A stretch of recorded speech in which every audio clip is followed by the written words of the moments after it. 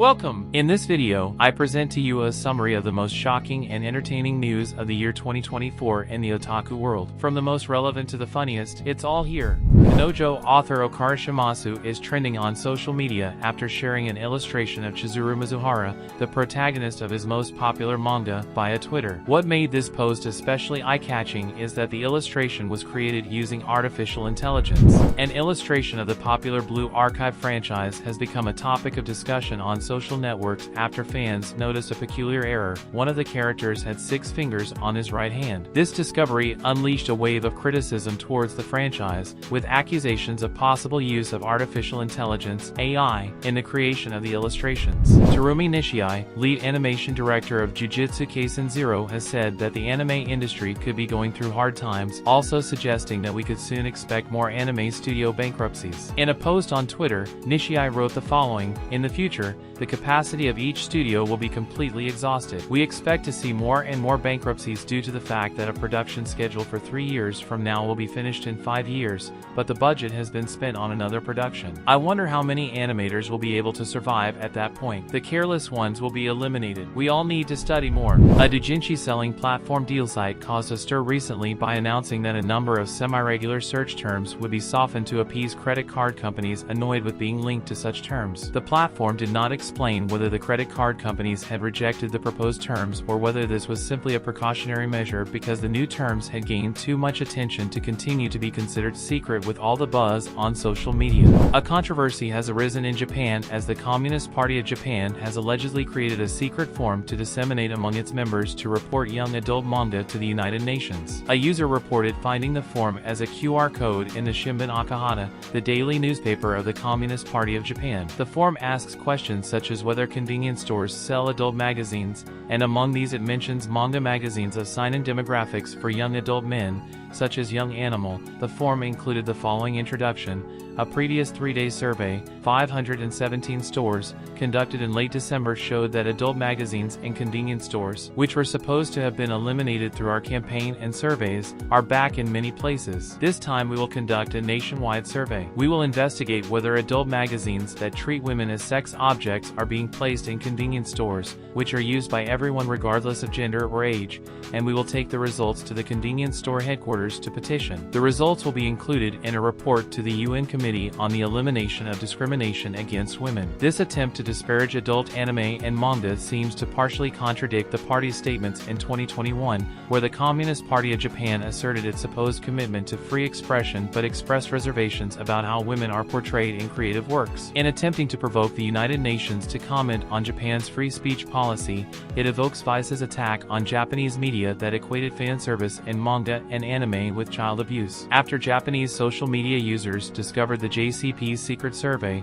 some pointed out the irony of a historically repressed political party wanting to use its authority to restrict free speech. And of course, the comments were not lacking. Well, as many have predicted, the suppression of expression will easily cross the boundaries of erotic magazines and expand its scope. It is extremely ironic that the person conducting this secret report is a descendant of a political party that was once persecuted by powerful institutions before and during the war. Western Christian conservatives would like it, as they consider manga to be degenerate enough to side with the communists, which makes me feel disgust for both and special disgust for the communists. So how does this increase their popularity among the Japanese voting population? On the 10th anniversary of the anime adaptation of No Game No Life, the author of the original light novels, Yu Kamaya, has posted on his Twitter account a message. Kamaya expressed his fervent wish for a second season of the acclaimed anime, a request that finds echo among the franchise's fervent fans. The message read as follows: "It's the 10th anniversary of No Game No Life. Please make a second season." Premiere episodes of several anime series scheduled for the spring 2024 season have been leaked through piracy services, especially the popular site Nya, generating concern in the otaku community. While it was initially suspected that the leaks came from Crunchyroll's servers, a new theory has emerged, pointing to the Puerto Rico Comic-Con 2024 event. According to recent research, all of the series leaked online are listed in the advanced premieres itinerary of the aforementioned event, which has led authorities to consider the possibility that the leaks came from there. However, it is noted that Crunchyroll is also linked in some way to the event in question. But what would be the problems with such leaks? First of all, there is the risk of lost revenue avenue for anime studios and legal streaming platforms, as the free availability of episodes before their official release could discourage subscription and content purchases. In addition, for many anime fans, the anticipation and excitement of watching new episodes on their official release is an integral part of the experience. In addition to the fact that not a few series leaked their first episode, below are the series that have been leaked so far. Kamiwa Game and Ayuteru. Leaked, March 28th, official premiere. April 1st, Konosuba God's Blessing on This Wonderful World. Season 3, leaked, March 30th, official premiere. April 10th, The Banished Former Hero Lives As He Pleases, leaked, March 30th, official premiere. April 2nd. Astronaut, leaked, March 31st, official premiere. April 5th. As a reincarnated aristocrat,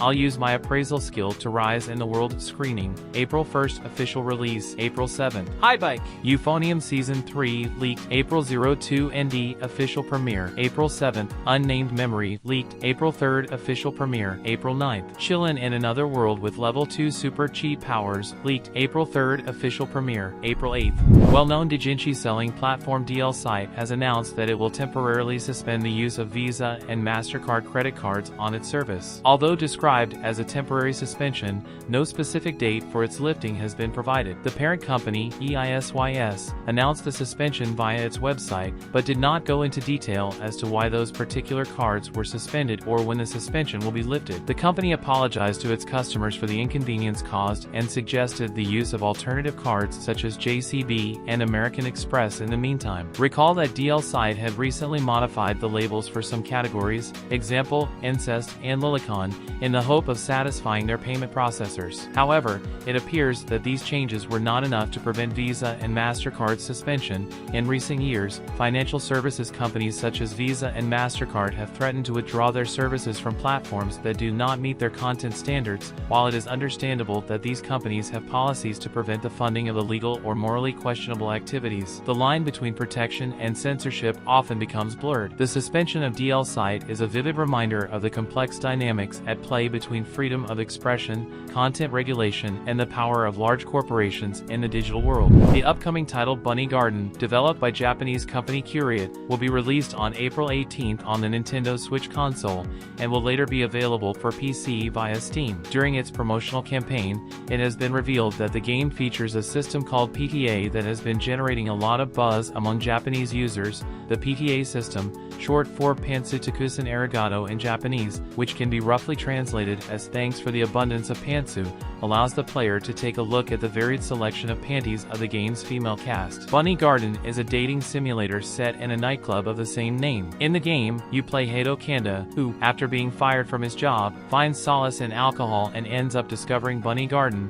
where he begins to interact and seek romance with the cast of bunny-clad waitresses. The main objective of the game is to increase affinity with the waitresses through conversations and activities. The famous VTuber Kazuna AI has left a rather discouraging message for her fans through the social network Twitter, as in it the voice actress Kasuga Nozomi has announced that she is leaving the company Kazuna AI Incorporated due to the termination of her contract. The announcement has taken many of both Japanese and Western fans by surprise, as they did not expect this early retirement. In the official account, it has been made public that the voice actress of Kazuna AI leaves the company because her employment contract has ended, so Kasuga Nozomi from Twitter shares her gratitude towards the company and the fans who have followed her for her role as the famous VTuber Kazuna AI. In addition, she has said that she hopes in the future to collaborate with the company again, so this goodbye is not definitive, although only time will tell if we will hear again Kasuga Nozomi as the main voice of the famous VTuber. Also, Takeshi Osaka, who is the founder of the company Active 8 Inc., which is behind Kazuna AI, made his statement where he expressed that, although Nozomi resigned from her position within the company,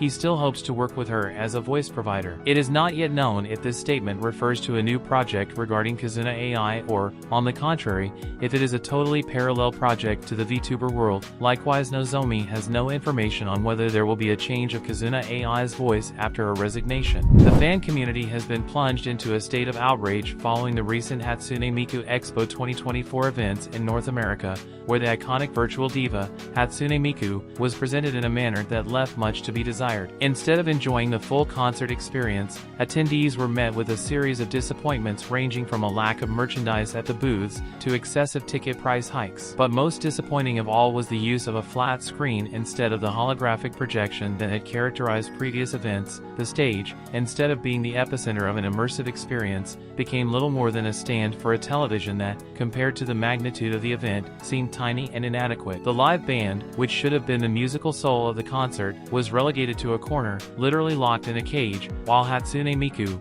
instead of appearing as a three-dimensional hologram, was reduced to the limitations of a two-dimensional screen. Ticket prices, ranging from $55 to $215 for the upcoming concerts in Phoenix, Arizona, might have been justified if the full experience that fans had hoped for had been offered. However, upon discovering that the holographic technology would not be used, many felt cheated and disappointed, wondering if Crunchyroll, the event's sponsor, felt that Hatsune Miku fans did not deserve a high-quality experience. Continuing the bad news for hentai, the popular doujinshi site Dealsite has recently announced the suspension of the use of American Express cards on its platform. This move comes on top of the restrictions previously announced for MasterCard and Visa cards earlier this month. The decision to suspend these payment options has apparently been made due to the refusal of these financial companies to partner with hentai content distributed on Dealsite. It should be noted that Dealsite had attempted to mitigate this situation by changing the terms of certain popular hentai doujinshi genres, such as lolas and others, in an attempt to appease the pressure from the financial companies. However, these measures did not achieve the desired result, which has led to the platform losing those services. In addition, a week ago Dealsite had notified its creators that they would replace or hide certain expressions used on the platform in response to requests from credit card companies. Dealsite decided to accede to the request, as more than half of the transactions on its platform were made by credit card. The decision was announced only to creators registered on the site, but soon attracted attention on social networks due to the sarcastic nature of the censorship implemented. This new restriction means that only Japanese-issued bank cards can now be used within the platform, presenting a significant hurdle for foreign fans wishing to purchase content on Dealsite. This latest development highlights the tactics used by multinational companies to attempt to control the hentai doujinshi industry and adult content in general. In the world of VTubers, the real-life mother of Yusada Pecora, known as Pika Mama or Pecora Mommy, made her debut on her daughter's channel as a VTuber. What started as an April Fool's Day prank turned into a viral phenomenon, attracting more than 180,000 simultaneous viewers and setting a record as the most watched debut in the history of VTubers. During Pika Mama's debut stream, both she and Yusada Pecora interacted with the audience, generating laughter and emotions among viewers. Pika Mama, mother of 3 children and Pecora being the youngest, answered questions about Pecora's childhood, giving viewers a unique and funny insight into the life of the popular VTuber. The Agency for Cultural Affairs in Japan recently convened a committee meeting to address the growing impact of the use of artificial intelligence (AI) in the field of copyright. This event, which brought together experts and stakeholders from the cultural sector, sought to analyze the implications of AI on artistic creation and intellectual property protection. Within this meeting, several petitions and proposals submitted by citizens concerned about the potential abuse of AI in the creative field were reviewed. One petition in particular, identified as petition number 1850013450000001002, drew attention due to its extreme and provocative nature. This petition called for stricter regulation of AIs, proposing severe penalties for those who contribute to the abuse of this technology. The petition suggested fines of up to 100 million yen, jail terms of 100 years, and even the possibility of execution for those involved in illicit AI-related activities. The petition's author argued that AI abuse, such as the generation of illustrations falsely attributed to human artists or the plagiarism of original works, had led to the disappearance of talented creators from the artistic field. The petition urged the implementation of restrictions, such as a ban on posting on artist sites, to prevent future cases of abuse. Of course, the comments on social networks were as follows: did an elementary school child draft this? Do they want us to live in a dystopia like North Korea? I doubted the existence of anti-AI extremists. There is a boundary between insanity and extremism, and this proves it. I am also an artist, but looking at the recent advancement of AI, die. I know that my current work will cease to exist in about 20 years. Even if they get extreme, they can't stop the advance. The ongoing fight against anime and manga piracy has picked up steam once again. Japanese anti-piracy group CODA has renewed its partnership with the Motion Picture Association of America, MPA, for 2 more years, pledging to continue its efforts to deter pirates. According to a report, the Content Overseas Distribution Association, CODA, has extended its 10-year partnership with the MPA for another 2 years. This alliance will continue to see the two groups work together to develop new solutions to the problem of online copyright infringement worldwide and strengthen joint activities to protect it. CODA reports that since they first signed the agreement in 2014, and in the 5 subsequent renewals, they have achieved great results, including the implementation of numerous anti-piracy measures in Asia-Pacific and beyond, resulting in tens of thousands of operatives. According to the official site, in cooperation with the MPA and local law enforcement agencies in countries such as China, Hong Kong, and Taiwan, they have prosecuted more than 17,000 cases, seizing 6,992,467 storage units and 16,159 data files, leading to 3,812 arrests. The report highlights that, given that Disney's sales are 16 times greater than those of major CODA members such as Toei, Toho, Shochiku, and Kadokawa combined, the MPA's collaboration becomes indispensable. Pixiv is a platform of Japanese origin where artists can share their art, from the latter also Pixiv Fanbox, which can be defined as the Patreon of illustrators, since users can subscribe to an artist to have access to their content, paying a monthly fee set by the illustrator himself. It turns out that the platform has fallen prey to a series of cancellations and censorship to its increasingly large content, highlighting the fact that Visa and MasterCard withdrew their financial services from the site as a measure of pressure to the type of content that is published on Pixiv. It turns out that these financial services companies decided to withdraw from Pixiv because they did not want to be related to the type of content that is published there, giving a hard blow to the art industry in Japan. Shortly thereafter, American Express also withdrew its services from Pixiv and Pixiv Fanbox, which means that it is now almost impossible for fans around the world to support their favorite artists in Japan. As a consequence, Pixiv has been removing our 18 artwork and constantly banning accounts of artists exclusively dedicated to this type of content. According to research conducted by users themselves, about 10% of adult content has disappeared from the site. So why are we talking about this again? Well, it turns out that Nekatufu, the author of Onamai, I'm Now Your Sister, Onayakan wa Ashamai, was the most recent victim of this. The problem came when he posted the most recent chapter, Chapter 87, on Pixiv Fanbox, which didn't last long since he reported that the site's moderation team canceled the chapter's publication and demanded the author to make the relevant modifications. The author commented the following: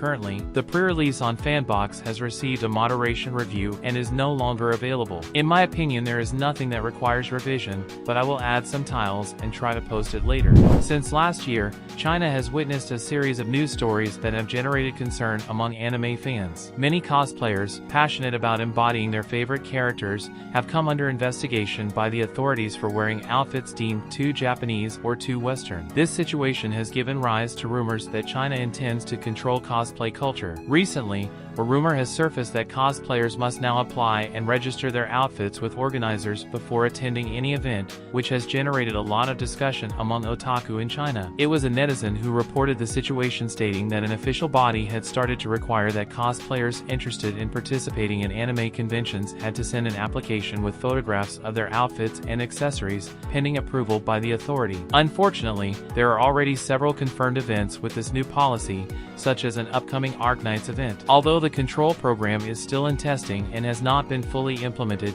discussions have already begun in the comment forums. Some are still hopeful that this is simply a measure to prevent overly revealing attire. It is a reality that anime is no longer produced in Japan, but rather the studios themselves hire international companies to help them release the projects in the time designated by the production committee. Many of the animators come from China and South Korea, but hiring has been reported from Europe, Latin America, and even North Korea. However, it seems that this outsourcing thing has generated more problems than solutions, especially for the Japanese workers themselves. Because remote work is difficult to manage, anime studios prefer that the animators themselves review and correct the work sent from abroad, which obviously increases their workload without any salary increase. But it is not even the savings that animation studios make, because they are the ones subcontracting, not the committees, seems to be enough, since Wondo's Studio, a studio based in China, reported that an anime studio in Japan has not paid them for their services in months. The full complaint, posted via Twitter, wrote, "Our company received an order of almost 4 million yen at the end of last year and the beginning of this year. However, to date no payment has been made for various reasons. It's been 6 months now and we are a Chinese company,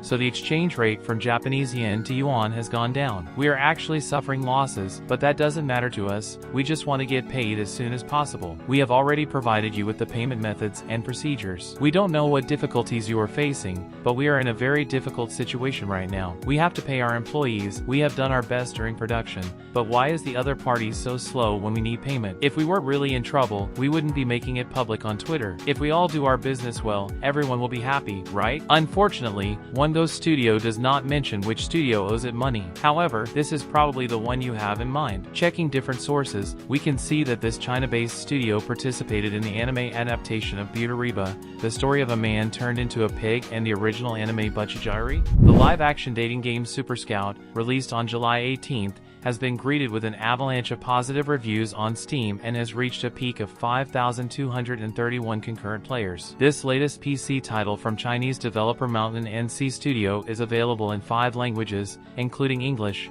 and has been praised for its beautiful heroines, compelling story and slightly NSFW scenes. Super Scout is an interactive live-action romance game in which players assume the role of male protagonist Shui Gu. As the title suggests, you are a headhunter. However, due to past events that are revealed as you progress through the game, you make a deal with the god of entertainment to become a Super Scout. This ability allows you to recognize the star qualities of each heroine and help them become top performers. The downside is that the god takes any money you earn in exchange for your superpower. Fortunately, the beautiful heroines in the game don't care about your finances. Super Scout became an instant hit upon its release, peaking at 5,385 players on its first day. Since then, it has maintained at least 5,000 concurrent players daily. At the time of writing, Super Scout has an extremely positive rating on Steam. 95% of the 1,000 plus user reviews are positive. Gamers have praised the adorable heroines, well-shot scenes, and captivating plots. Most of the reviews are in simplified Chinese, indicating that the game has been very well received among Chinese-speaking users. Among all the girls in the game, Yishu seems to be the most popular among reviewers. On July 24th, the Fukuoka District Court handed down a judgment against mangaka Erika Ikeda, known under the pseudonym Nekakurage, for violation of the income tax law. The artist, known for her work in the manga Kusuria no Hitorogoto, was accused of evading taxes of approximately 47 million yen, more than $300,000. The judge found that this was serious tax evasion over several years, sentencing Ikeda to 10 months imprisonment with a 3-year stay of execution, plus a fine of 11 million yen, over $71,000. The 3-year stay of execution means that the prison sentence will not be carried out unless the defendant commits another crime during this probationary period. If Ikeda maintains proper behavior during these 3 years, the prison sentence will be vacated. Well-known screenwriter Makoto Uezu, responsible for hit series such as Ensatsu Kishitsu, Akane ga Kill, and Konosuba, God's Blessing on This Wonderful World, recently answered an interesting question on Twitter. Asked by a user how much it would cost to produce a one-season anime if a millionaire with no heirs on the verge of death asked him to do so, Uezu replied, approximately 300 million yen, about $2.8 million. However, even if a person had that kind of money, production companies usually do not have immediate availability and, in many cases, would prefer to work with trusted clients. He further stated that if high quality is sought, both the budget and the time required would increase significantly. Uezu's revelation not only sheds light on the high cost of producing anime, but also on additional challenges such as studio availability and preference for reliable clients. The world of anime production remains an expensive and competitive arena, with prices that can vary significantly depending on quality and available resources. The digital store Dimpasoft has issued a press release announcing the removal of several adult, hentai, video games from its platform. This action was taken after receiving a request from certain banks demanding the removal of titles that met certain criteria outlined by those financial institutions. This notice is to inform everyone that several digital titles have been removed from Dimpasoft and are currently unavailable for sale. Initially, we were contacted by our bank to remove certain securities that matched criteria that the bank had indicated. Considering the situation we are in,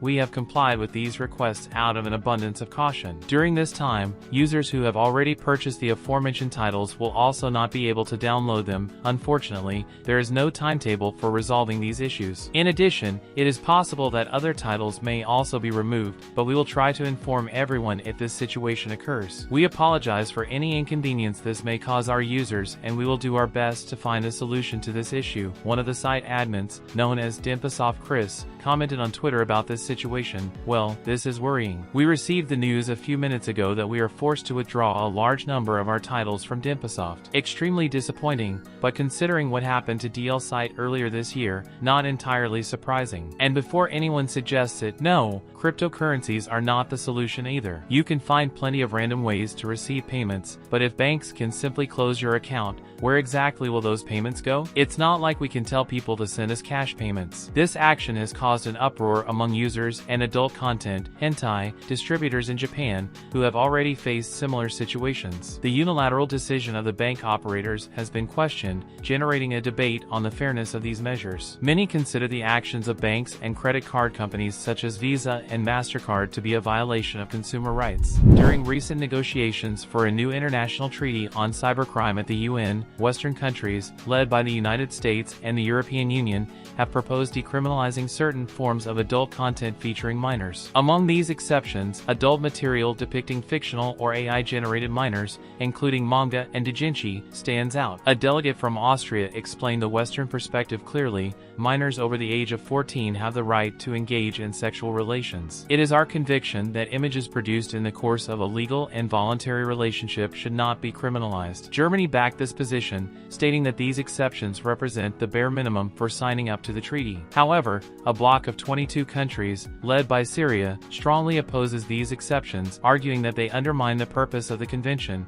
which is to protect children. These countries, which include Russia, China, Pakistan, and Saudi Arabia, argue that decriminalizing adult content featuring fictitious minors and practices such as sexting between minors could lead to impunity for sexual abusers. The future of the treaty remains uncertain, with countries divided between those seeking to maintain current international child protection standards and those advocating greater flexibility in the treatment of fictional or self-generated material. Torinoana, one of the leading doujinshi and otaku merchandise retailers in Japan, has recently announced the suspension of Visa and MasterCard financial services for its online store. This drastic change severely affects users' ability to purchase products using these cards, significantly reducing the distributor's sales volume and thus royalties for authors and content creators. Torinoana's official statement mentions that, as of now, purchases through Visa and MasterCard will no longer be available on its platform. Although other payment options, such as JCB, will continue to be accepted, the elimination of these two credit card giants significantly limits the ways in which customers can make purchases. This move by Visa and MasterCard is part of a broader trend of large financial companies that, fearing a bad public image, decide to withdraw their services from sectors considered controversial, such as doujinshi and H. The pressure from these companies to avoid associations with content that could be considered controversial is reshaping the landscape of commerce in this niche market. Taru Yamada, a member of the House of Representatives in Japan, shared a statement on his social networks informing about the recent approval of the draft of the new cybercrime treaty at the UN Ad Hoc Commission. According to Yamada, a significant breakthrough was achieved by maintaining the possibility of limiting regulations only to real people, thus preventing fictional content, such as anime, manga, and video game characters, from falling under the threat of censorship. However, Yamada warned that the battle is not yet over, as there are latent risks in the ratification phase and in the implementation of national laws in Japan. Yamada noted that, prior to the vote, he held a final round of negotiations at the UN headquarters in New York with the Vice Chair of the Ad Hoc Commission and the Director of the UNOD Treaty Office, John Brandolino. These final efforts were crucial to ensure that the treaty does not include excessive regulations on fictitious content, an issue that has generated great concern in the Japanese community and among free speech advocates. The treaty, which came at the behest of Russia and began discussions at the UN in late 2019, has been the subject of controversy due to potential implications for Japanese popular culture. China, in particular, has been a strong advocate of a stricter regulatory framework aiming to control the influence of Japanese anime, manga, and video game content in its own country. Yamada praised the efforts of Japan's Ministry of Foreign Affairs and Ministry of Justice for their key role in the negotiations, noting that these entities succeeded in keeping the defense of freedom of expression as a priority. The news has generated a strong reaction in the online community, with many expressing relief and gratitude to Yamada and the Japanese authorities for protecting one of the pillars of Japanese culture. If it wasn't for Yamada, anime and manga culture in Japan would have been destroyed by China. It's terrifying to think what could have happened, commented one user on a forum. In a recent political move, Taro Yamada, a member of the House of Representatives in Japan, came to the defense of the adult content industry in Japan, which has been facing increasing pressure from interbank companies such as Visa and MasterCard. These companies have been withdrawing their banking services from adult content distribution sites, putting a significant portion of the industry's financial transactions at risk. The problem is serious, as Visa and MasterCard operate the vast majority of bank cards worldwide, and the loss of these services means a considerable reduction in the site's ability to conduct transactions, which in turn directly affects their revenues. Taro Yamada decided to take matters into his own hands and traveled to Visa's offices in San Francisco, USA, where he presented a detailed report on the situation, and the industry's response was swift. Sites such as GetYou, known for distributing adult content and other sensitive material, have started accepting Visa bank card payments again. In addition, it is rumored that DealSite, another major distributor, may follow suit and bring back Visa card payments. In recent weeks, there has been a notable increase in actions against pirate anime streaming sites, leading to the closure of several popular platforms operating in Vietnam. Chief among these sites, aniwave.to, formerly known as 9anime, which received a staggering 170 million monthly views, aniwave.to, along with other related sites such as animezurge.to and unix.to, has decided to abruptly close its doors, issuing a farewell message that came as a surprise to many of its users. In the announcement, the site's operators noted that now that everything has improved, it's also time to say goodbye. It's hard to part with something we've invested so much effort and passion into, but it's something we have to do. This message ends with advice that resonates throughout the anime community. If possible, use paid legal services. It's something we should do to show our respect for content creators and producers. This kind of message is not new in the world of pirate streaming. The same parting tone was used by fboxc.to, another popular site linked to movies, which also recently shut down. fboxc.to accumulated more than 55 million monthly visits in recent months, but has now decided to cease operations, urging its users to support content creators through legal platforms. The wave of closures seems to be connected to a coordinated action by authorities and organizations such as the MPA, Motion Picture Association, and ACE, Alliance for Creativity and Entertainment, who see Vietnam as a key point in the fight against online piracy. This is not the first time that Vietnam has found itself at the center of these operations. In 2018, the 123 Movies site, also originating from Vietnam, was shut down following an international operation. Now, the fate seems to be repeating itself with sites linked to movies and Aniwave. These closures are leaving a significant mark on the pirated anime streaming landscape. With the demise of these platforms, millions of users are left without access to free content and urged to opt for legal alternatives. As more information comes to light, it will be interesting to watch how the situation evolves and how it affects the anime community at large. In recent weeks, a comment posted by an erotic artist on the DealSite platform has generated a great deal of discussion and gone viral on Japanese social networks. The comment in question, posted alongside a screenshot showing nearly 16,000 digital copies of his work sold, reveals that the author has raised over 6 million yen, which is equivalent to over $43,000 US dollars. The message accompanying the image read, "Even at my level, just by drawing a few illustrations, we're talking about a world of several million. Plus, since it keeps selling steadily, the money keeps coming in indefinitely. It's better to become an illustrator than to work as a salaried employee." In a recent interview with Nikkei, Crunchyroll's top brass, Rahul Purini, CEO, and Geeta Rebapragada, COO, discussed the past, present and future of the anime industry, stressing the importance of the medium remaining inherently Japanese and focused on Japanese creators. When asked about how to maximize the popularity of anime in light of past failures, such as the Japanese government's Cool Japan project, Purini expressed support for any initiative that would increase the number of anime fans and the production of more works. However, he stressed the importance of maintaining the Japanese essence in anime.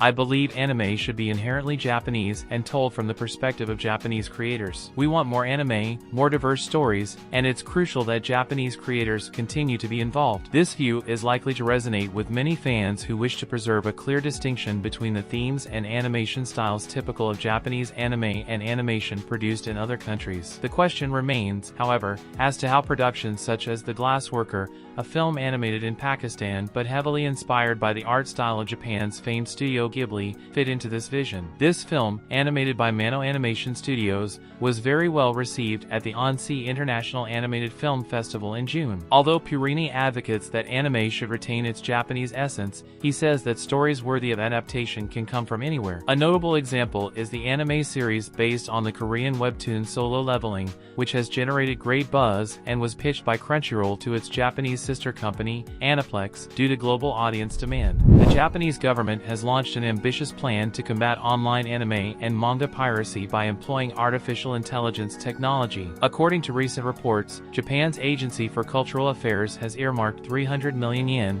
around $2 million, to develop an advanced system to identify and remove pirated content. This project seeks to address the growing problem of illegal sites that distribute anime and manga. The AI system will be designed to recognize patterns on pirate sites, including design, advertisements, and content that matches protected works. This will enable rights holders to request the removal of illegal material more efficiently. A spokesperson for the agency explained that this initiative seeks to overcome the limitations of human monitoring, which is slow and costly, and thus better protect the entertainment industry. This effort is not isolated. Other companies, such as Webtoon, have implemented innovative technologies such as Toon Radar, which uses invisible tags to track content leaks. Likewise, studios such as Aniplex and Toho have used watermarks and fake credits in television broadcasts to identify those responsible for leaks. In the Latin American context, the recent closure of Anime Phoenix, one of the most popular piracy sites in the region, has had a significant impact on anime fans. This demonstrates that the persecution of piracy is not limited to English-speaking countries, but is a global trend that affects communities around the world. Anime Phoenix, which offered free access to an extensive anime catalog, was shut down after years of operations,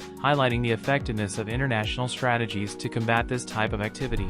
A recent Bloomberg report has reignited rumors of a possible takeover of Kadokawa Corporation by Sony Group, a deal that could transform the anime industry. According to sources, Kadokawa has reportedly been lobbying Sony for years to complete a full acquisition, driven by fears of a possible hostile takeover by foreign companies such as Microsoft, Tencent, or South Korea's Kakao Corporation. Analysts say acquiring Kadokawa could be one of Sony's best strategic decisions, especially as it aims to establish itself as a global leader in the entertainment industry. Although Kadokawa owns 69% of From Software's shares, developer of video games such as Elden Ring and Dark Souls, the deal seems to be more focused on Kadokawa's vast library of anime and light novels, which would allow Sony to significantly expand its content catalog for its streaming service, Crunchyroll, which already has more than 10 million subscribers. In addition, the purchase of Kadokawa would strengthen Sony's position vis-a-vis foreign giants such as Tencent and Microsoft, who have also shown interest in acquiring anime-related properties. This could ensure that one of Japan's largest content producers remains in local hands,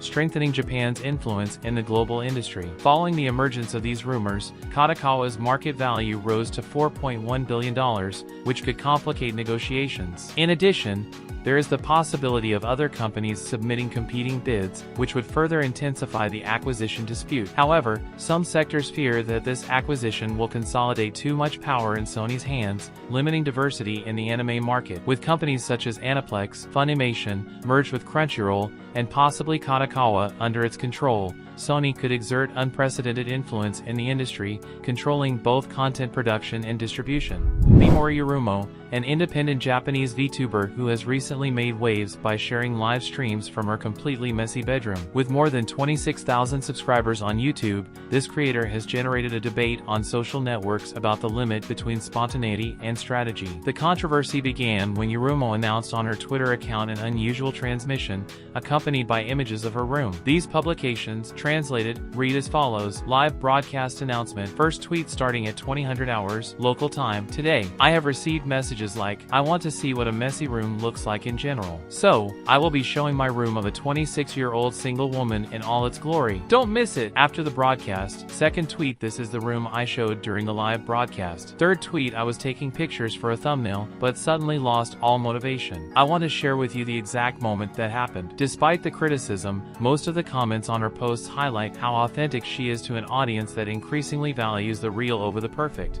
The Macy's Parade 2024, held in New York during Thanksgiving Day, was filled with excitement with the presence of two legendary anime figures, Goku from Dragon Ball and Luffy from One Piece. The impressive balloons of these heroes flew over the streets. The giant balloons that star in the parade are not only visual works of art, but also considerable investments. Creating and maintaining one of these balloons can cost between $190,000 and $250,000, depending on its size and complexity. This includes design, manufacturing, and operating expenses, such as transportation and personnel to maneuver them during the event. In the case of balloons depicting popular characters such as Goku and Luffy, the companies behind these licenses see this investment as a strategic opportunity to connect with global audiences.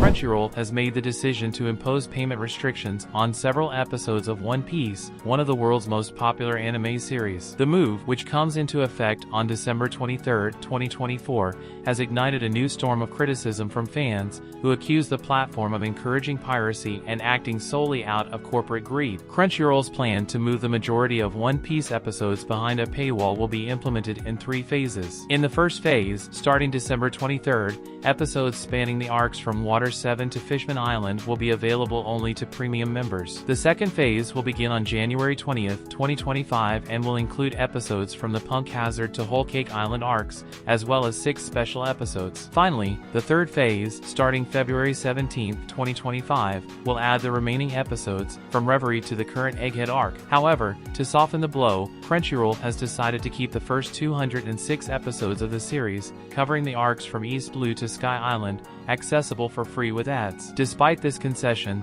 fans were quick to express their discontent, arguing that the move reflects an attempt by the platform to capitalize on One Piece's enormous popularity to generate more revenue, which has been perceived as a strategy of corporate greed. The reaction on social media has been overwhelming. Many fans have expressed that, due to this new restriction, they will resort to illegal streaming options to continue enjoying the series. Piracy will be the only viable option, said several of the users in their comments, accusing Crunchyroll of alienating its user base and taking advantage of the series' popularity without offering real value in return. Krypton Future Media, the company behind iconic characters such as Hatsune Miku, has issued an official statement to its community of fans and creators. The company seeks to clarify and reaffirm the usage guidelines for its characters, with the aim of protecting their cultural value and maintaining a respectful environment around them. In its statement, Krypton expresses its appreciation to fans and creators who have contributed to the growth of its characters through non-commercial creative activities. However,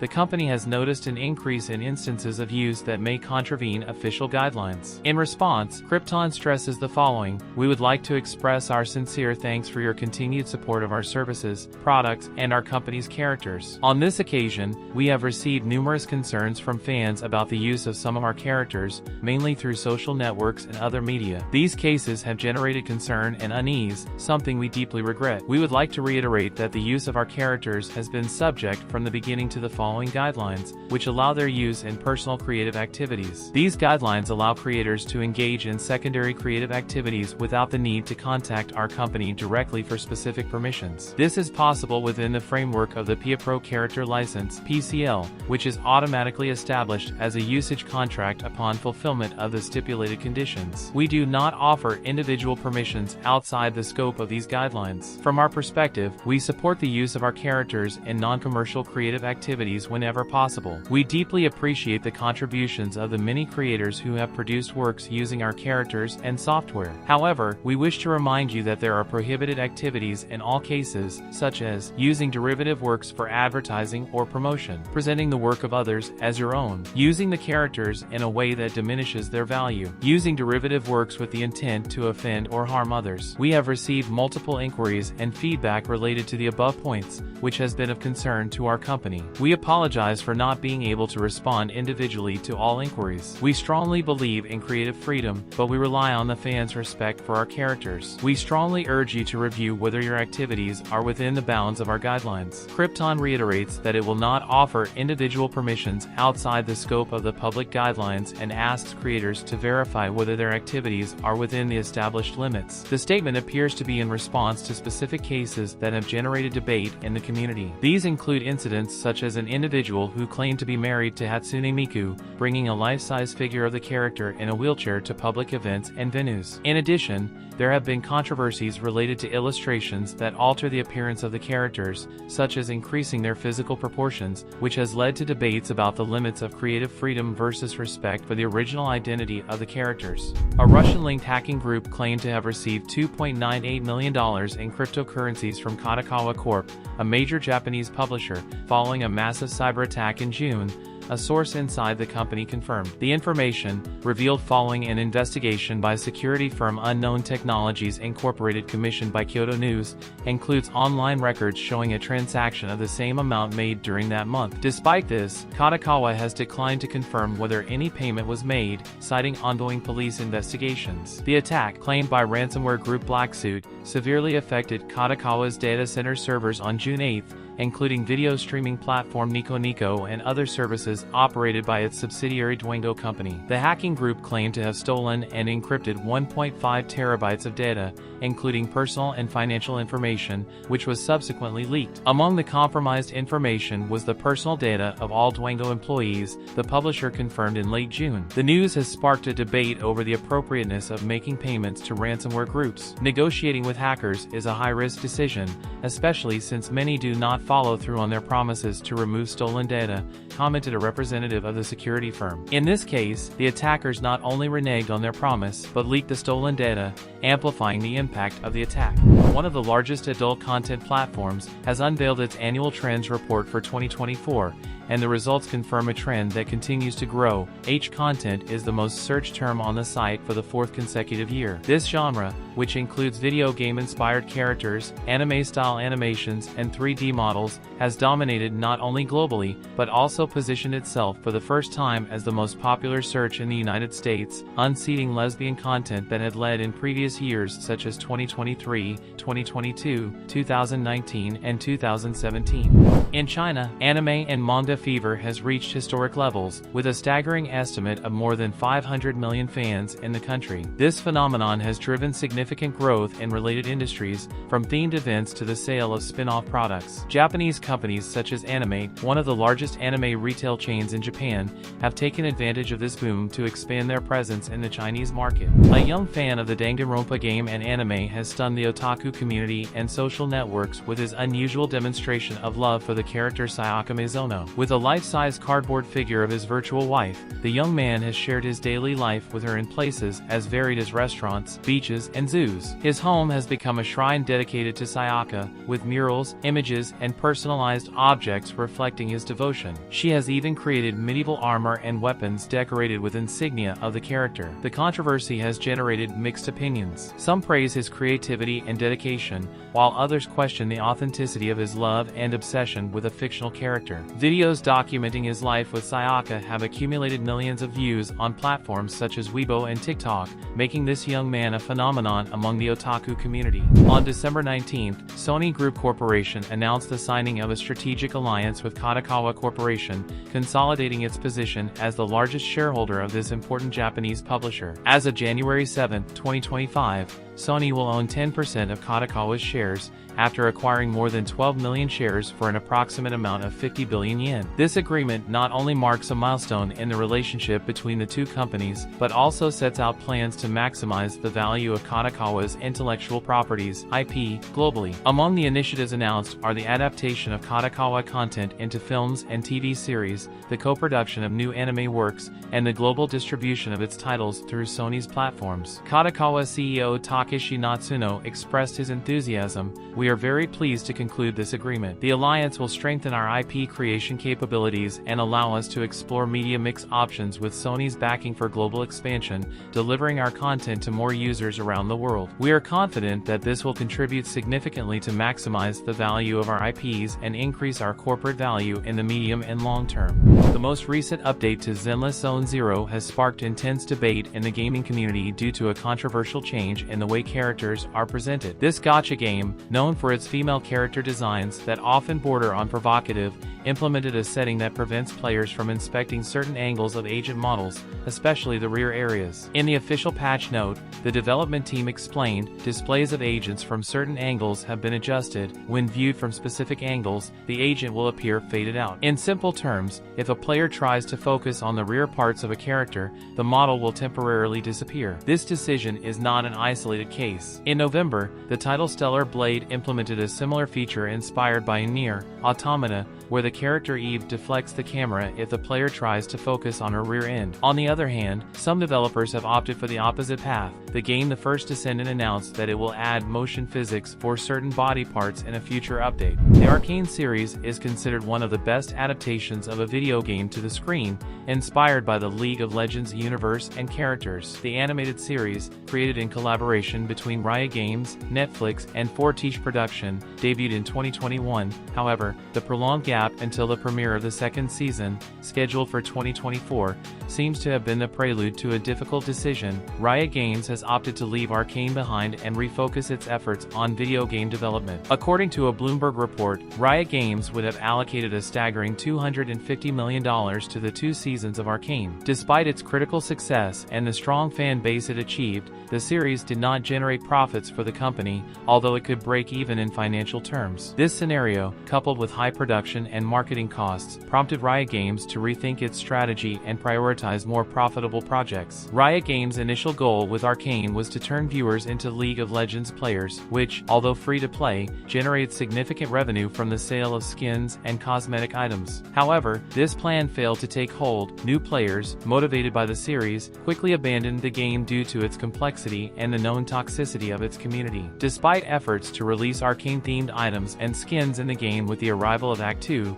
these were not enough to retain players. Riot Games' decision to end Arcane is not entirely surprising, considering its history of canceling unprofitable projects, as was the case with Legends of Runeterra. In addition, the company's employees noted internal concerns about devoting so much time, effort, and resources to an initiative outside of its core business, video games. The impact of this decision also affects other projects related to TV shows and movies based on the League of Legends universe, which are now on hold. In one of the most famous events in the world of anime, Anime Japan 2024 is about to reveal important news. This event will be held on March 23rd to 24th, 2024 in Japan and will include popular animes such as Mushoku Tensei, Jobless Reincarnation, Kimetsu no Yaiba, Ao no Hako, Re: Zero, Starting Life in Another World, Boku no Hero Academia, and many more. Japan never ceases to amaze us with its curious and sometimes somewhat bizarre ideas. This time, the well-known Japanese company dedicated to dating applications Tapple has launched a video game focused on artificial intelligence (AI) called Kwasuru AI, which promises to change the dynamics of dating. This game promises to learn about the habits and tastes of players through conversations. The character uses this information to form text and then employs text-to-speech, with a voice base provided by Seiyuu Rikako Ida, to communicate with the player as in previous video games such as Love Plus. Players have the ability to influence AI's personality in relation to them, plus she can be a tsundere or an innocent girl. It will all depend on your interactions to mold her to your tastes, but as many already know, in Japan the birth rate is very low, so some critics are saying that this could negatively affect birth rates in Japan,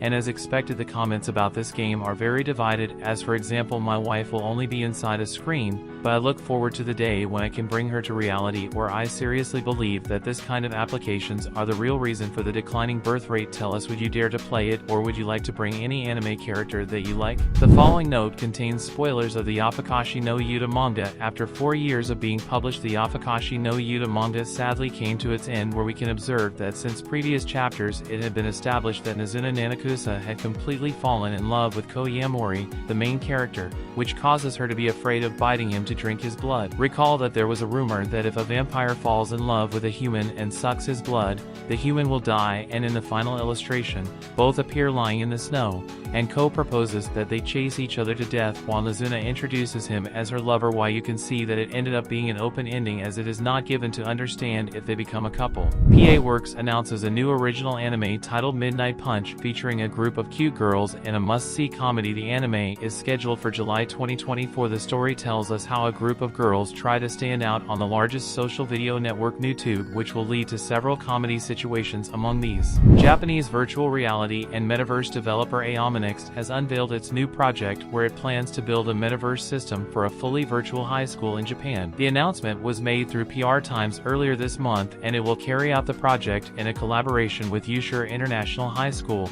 The virtual school will have a 3-year credit-based course, with a curriculum recognized by the Ministry of Education, Culture, Sports, Science, and Technology of Japan. The highlight of this project is that students will be able to attend the school remotely using customized 3D avatars and graduate with regular school diplomas, so the studies will be valid. Tell us, would you like to attend a virtual school as an anime character? The Goddess of Victory, Nick, is one of the most popular gacha game that exists, where you have a good gameplay but especially waifus. In addition to having many events, this game is also known by the name of Nick, and announced a new event focused on maid, with several missions that will give many rewards, but especially with new characters that follow this popular aesthetic. To celebrate the anniversary of the No Game No Life novels, another Blu-ray box was announced in April this year. This new package will include all 12 episodes of the original series plus the movie No Game No Life Zero, something that has already been included in previous releases. I'm just waiting for the day when I can give the announcement of a second season of this great anime. Konami is one of the largest and best-known video game studios, but it has recently created its own anime studio called Konami Animation and debuted a short film of Yu-Gi-Oh! Card game The Chronicles to commemorate the franchise's 25th anniversary. Konami is doing this with the strategic intent of not only highlighting Konami's commitment to its own intellectual properties, but also its intention to work in collaboration with other franchises. The company's investment in CGI technology and its experience gained in game development will also be directed towards animation. The game of One Punch Man World is causing controversy due to its high costs and microtransactions. This game has just been released by Crunchyroll last January 31st. The title, the free-to-play that has gacha mode like many other game of the genre, but what draws much attention is that in one of his character packs costs $1,000, which is a lot of money, since you can get to pay $100 for a character of a free-to-play game is a lot of money. For example, a full AAA video game for consoles usually goes for between $60 and $70, not to mention all the solid indie experiences that cost even less, and the most expensive of all is the SSR Class Character Pack. It's priced at $999.99, but don't panic, because right now it has a 90% discount that brings it down to $99.99, which is way too much money for a microtransaction, so fans were quick to speak out against this practice, which is really abusive, and even though 90% discounts are usually given, it's still very high prices. A few days ago, a bus company in Japan, Miyakatsu, generated controversy by creating 2 new anime characters that would be the official mascots, a man and a woman. But it was the design of the second one that attracted the criticism of women, because it turns out that the collective of feminists were upset by the fact that the design of the girl shows her as a sex object and is the only one with a suggestive pose. Although such controversies usually make companies back down, as we have seen with anime advertising in Japan, but this time the company Miyakatsu did not bend, and the company issued the following official statement: "We are aware of the various opinions we have received, but there will be no changes for this campaign, and even the buses with the lettering of these characters are already in operation." New anime of a ninja otaku comes with Somehow. I Started Living with a NEET Otaku Kunoichi. This series will be based on a manga of the same name that premiered in August 2021 through the publisher Kadokawa. In the press release, we were not given a premiere date, so we have to wait for more updates on the project. What we were given is a promotional video. The story is about a genius kunoichi who outside of work is a neat otaku, and a salaryman who spoils her a lot. In one of the most watched events by Americans, the Super Bowl, was released a special video in which professional players Patrick Mahomes and Brock Purdy represent the characters of Sukuna and Jogo, respectively, of the popular Jujutsu Kaisen franchise. The video was shared by the sports website Bleacher Report. In a quite unexpected news in China, since due to a new regulation, China has generated commotion among the community of VTubers, forcing them to disclose their real names and face pictures to be able to practice. This law was put in 2023 so the VTuber can no longer remain anonymous. In addition,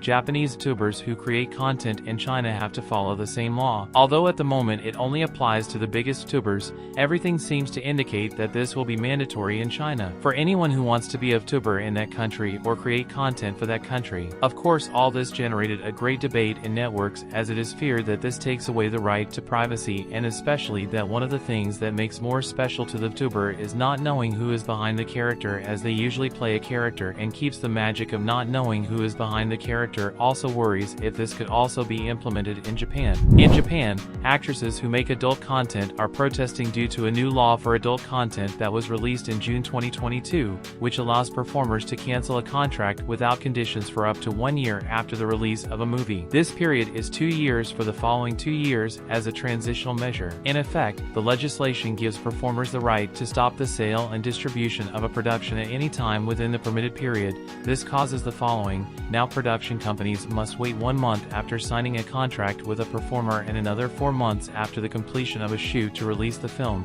which gives the performer time to change her mind and leave without penalty. This has caused adult film productions to be held up by the grace period and has generated Twitters like the following: seriously, I've canceled my apartment. I'm too worried about my future because of the new law, and I'm in a situation where I have no choice but to leave my home. Please, I need a job. This was written by Tsukishima adult actress, and this leads to the peaceful demonstration on February 9th to gather signatures. In Japan, a survey was conducted by Gakken Publishing in elementary school students between 6 to 12 years old and middle school students between 12 to 15 years old to know what they want to be when they grow up, and children between 6 to 12 years old said they want to be YouTubers. Besides being the third consecutive year since 2021 that YouTuber was the first place, and also increase year by year. But for high school children, engineer or programmer are the first place. The most famous anime slime is back with the new season of Tensei Shirtera Slime. Akin through the official site for the anime adaptation was unveiled a first promotional video for this new season, in addition to confirming its premiere on April 5, 2024. New technologies never cease to amaze us. On this occasion, OpenAI has made a presentation for its new project called Sora, where it has raised both enthusiasm and concern in the technological and artistic community. The ability to generate videos up to 1 minute long based on simple text instructions has awakened the imagination of many,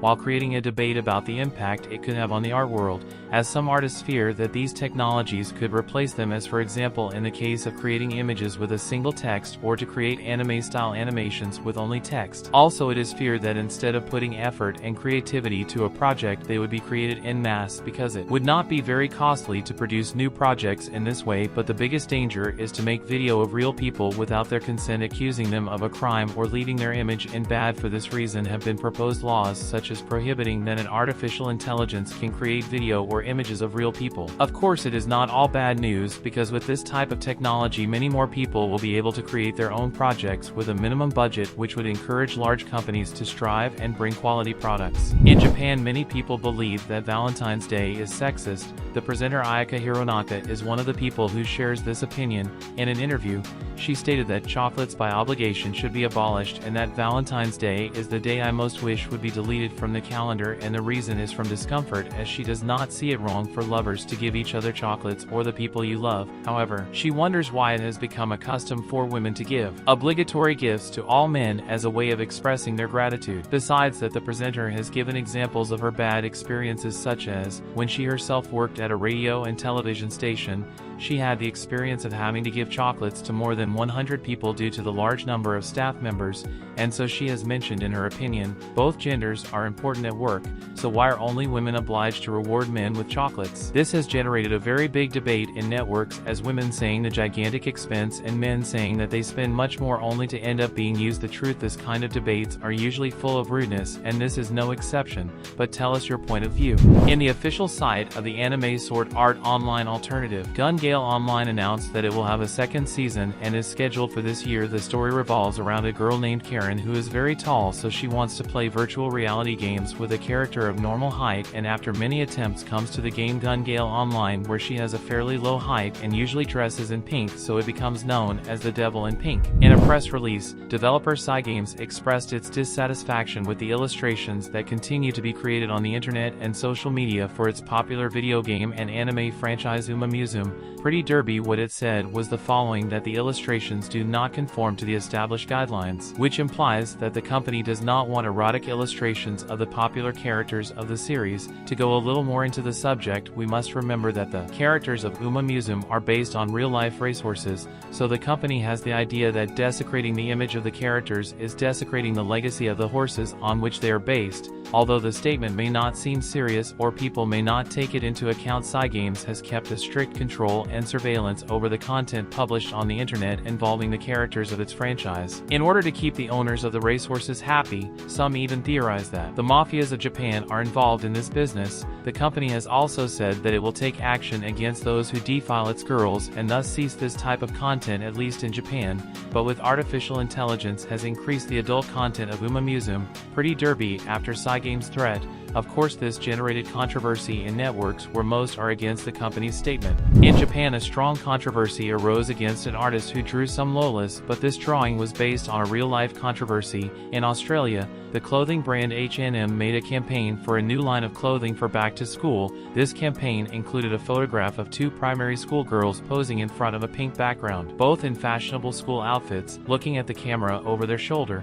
But what gave the problem was the tagline, which is as follows: "Turn heads with H&M's back-to-school fashion." From what was read in many commentary, it was implied that this inciting children to dress to attract attention by the phrase "turn heads." The company did not take long to remove all traces of this campaign and make a public apology. However, among consumers of lawless content, there is the idea of separating fact from fiction as a way to make it appear that their desires are only for fictional characters, and the artist already apologized, but his Twitter account was suspended, maybe because he received many reports, but due to the position of the company for which the artist works not to punish him, several accounts linked to the company had the same fate, were suspended. Although at first everyone was in favor of the artist to receive a punishment, now with the suspension of the other accounts, more and more people are getting upset because they claim not to agree with the censorship. The following note contains spoilers from the manga Yuzaki-chan wa Asobitai. Finally, after a long wait, the fans got what they were looking for, because in the 106th chapter of the manga Yuzaki-chan wa Asobitai, Yusaki and Sakurai take their relationship to the next level and end up having sex for several hours, so fans believe that this will be the last arc. Mantra, a company dedicated to the research and development of manga translation technology using artificial intelligence, has secured significant funding of approximately 7.8 million yen. Investors include major industry names such as Shueisha, Shagakukan, Kadokawa, Square Enix Holdings and Empower Partners Fund LP, as well as Tetsuya Kukai founder Tsuyoshi Hamagaki. Mantra Engine, Mantra's cloud-based translation tool, specializes in manga and vertical scrolling comics. This platform allows all manga translation tasks to be performed directly in the browser, using AI to make the process more efficient and cut work time in half. Currently, Mantra Engine is used by both domestic and international publishers and translation companies, translating around 10,000 pages per month, equivalent to about 500 manga volumes. In case you don't remember, Angel Beats is an original anime that mixes action, comedy, and drama, and follows the story of a group of young people in a kind of school limbo after death. Towards the final episodes, the characters begin to come to terms with their pasts and find peace, allowing them to disappear and graduate from this world. The remaining members decide to hold a symbolic graduation ceremony, acknowledging the growth and relationships they have forged. It is revealed that Kanade Tachibana, known as Tenchi, had the heart of Yuzuru Otanashi, the protagonist. Before he died, Otanashi had donated his heart, and Kanade was the recipient of it. For this, Kanade had been waiting to thank him, but died before she could do so. One by one, the characters find peace and disappear. Finally, only Otanashi and Kanade are left. Otanashi confesses his love to Kanade and asks him to stay with him in that world, but Kanade reveals that his wish was to thank him and, after doing so, disappears as well. In a post-credits scene, two figures resembling Otanashi and Kanade are seen in the real world, suggesting that they have been reborn and reunited, although this is not explicitly confirmed. Now, surely all of this you already knew, didn't you? But did you know that there is a manga that explains what happened before this reunion? It's titled Angel Beats Spin-off Tabasura Tenchi-chan and is published by Yuya Sasagiri. while the synopsis writes, this spin-off focuses on Tachibana Kanade, also known as Tenchi, the heroine of the anime Angel Beats. During her journey, Tenchi stops in Kanagawa,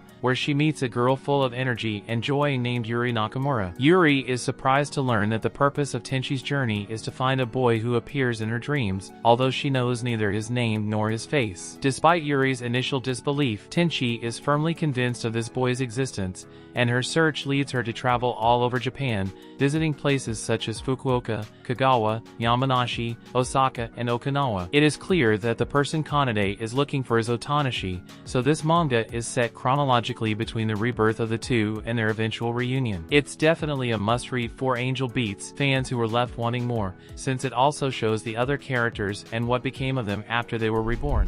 One of the world's largest anime media and production companies, Kadokawa, has suffered a major data breach after ransom demands from a Russian hacker group, Black Suit, were not met on July 1, 2024. According to the record and FNN, Kadokawa experienced a massive data breach after the deadline set by Black Suit expired. This group claims to have 1.5 terabytes of data related to Kadokawa, which they threatened to release on July 1 after the deadline expired. Data allegedly originating from the Kadokawa group was made public, including contracts of streamers who had worked with Kadokawa, employee data from Dwango, a subsidiary of Kadokawa, and, notably, information about students at Group N High School, one of Japan's largest schools with nearly 28,000 students both face-to-face and online. Kadokawa Dwango Educational Institute founded the school in 2016. Kadokawa immediately responded to the leak, issuing its deep apologies for the great concern and inconvenience this has caused to all involved. Kadokawa says it is currently investigating the authenticity of the leak in collaboration with a specialized external organization and expects the results by the end of July. A popular adult film distributor in Japan has announced its upcoming releases that have left the public perplexed. These new productions use artificial intelligence to change the faces of the actresses, making them look more like the characters they are cosplaying and, at the same time, hide their identity. This technological innovation has generated confusion and anger among consumers who are aware of the plight of porn actresses in Japan. The industry has been shaken by new laws seeking to regularize activities and working conditions, which has led to a decline in work and income for many of these professionals. With the advent of productions that use AI to modify faces, job opportunities for human actresses are further reduced, exacerbating the existing crisis. Snowbreak: Containment Zone, the gacha RPG shooter from Amazing Season Game, has experienced ups and downs since its global launch last winter. However, in May 2024, the number of concurrent players of the title increased by nearly 3 times compared to the initial post-launch figures. In an interview with the producer of Snowbreak's Japanese division, he talked about this recent boost from the developer side and what factors led to this sudden increase. Commenting on the game's recent performance, the producer noted that Snowbreak's recent surge in popularity is significant and well reflected in the figures. Sales have increased and the number of daily active users has grown by more than 50% on average. According to the producer, the biggest contributing factor to this was the management and development team's effort to gear the game towards fan service, i.e. giving players what they want. To give context, Snowbreak: Containment Zone recently updated its age rating to M/Peggy 16 and has been actively releasing sexy and revealing character skins. The developers have also regularly implemented new character voice lines and intimate interactions. Recently, an anonymous person has criticized the Japanese government's current efforts to combat the birth crisis, suggesting a controversial measure, punishing those who do not wish to have children, especially single men over the age of 30. A leaked document reveals that the author proposes to track and apply penalties to single people who do not want to get married and have children. In the paper, the author argues the need to combat late marriages, citing a strong correlation between the number of children and age at first marriage. The younger the age at first marriage, the more children one has, and the older the age at first marriage, the lower the number of children. The author suggests that childless couples often marry later in life and that people who wish to have children give up because of their relatively older age. The paper proposes 2 solutions to combat late marriages: encouraging people to marry at a younger age and accepting late marriages by taking steps to reduce their negative effects. The author points out that the first option is politically taboo and difficult to implement, while the second is easier to realize because the desire to marry decreases with age. The paper also criticizes current government support for parenting, arguing that postnatal measures, such as daycare attendance and free tuition, are ineffective in combating birth decline. Instead, he suggests that directly supporting people who want to have children but cannot would be more effective, although it is not being adequately funded. The proposal to punish unmarried people over 30 who do not wish to marry presents several feasibility and ethical problems. Individual rights. The proposal goes against individual rights and personal freedoms. Imposing punishment for personal decisions such as marital status is a violation of privacy and basic human rights. Social acceptance. It is unlikely that such a drastic and coercive measure would be accepted by Japanese society, which is known to value privacy and respect for personal decisions. Effectiveness. It is not clear that such coercive measures would have a positive impact on the birth rate. They are more likely to generate resentment and resistance. Japan faces a severe birth crisis and an aging population. Birth rates have declined dramatically in recent decades, and the population is aging rapidly. This has led the government to seek various solutions, although not all have been successful or well received. The government's approach so far has been to support families through economic incentives and child care services, but the results have not been sufficient to reverse the trend. The proposal to punish single parents reflects a desperation to find radical solutions to a problem that threatens to have serious long-term economic and social consequences. In summary,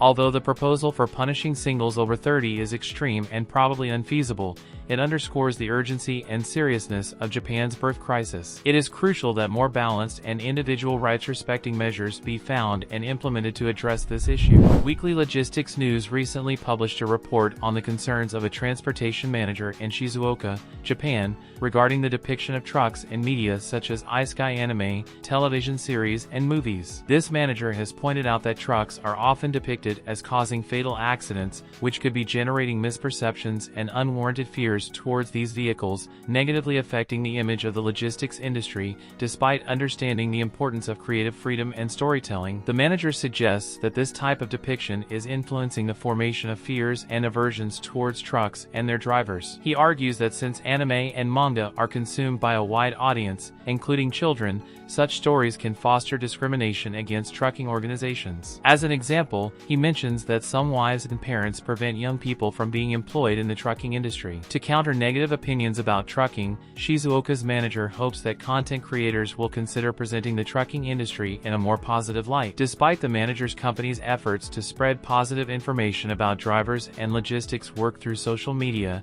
he mentioned that combating negative perception is a huge challenge. Yagakin, the talented author behind the manga Satsuruku no O, has revealed the income earned from his work through the publisher Shueisha. Through his Twitter account, Yagakin shared the following information: 11,536,000 yen. I worked at Shonen Jump Plus and I believe the manuscript fees for Satsuruku no O were approximately this amount. This is for 1 year and 5 months, use that for reference. I exceeded 1,600 pages in total and the color illustrations were not paid at all. The author mentioned that 11,536,000 yen, about $73,000, was earned during 1 year and 5 months of work, which equals approximately 17 months. To better understand whether this income is enough to live on in Japan, let's do some calculations. Dividing the total income by the months of work results in about 678,000 yen per month, about $4,300. Currently, the minimum wage in Tokyo is about 1,113 yen per hour. Assuming a standard working day of 40 hours per week,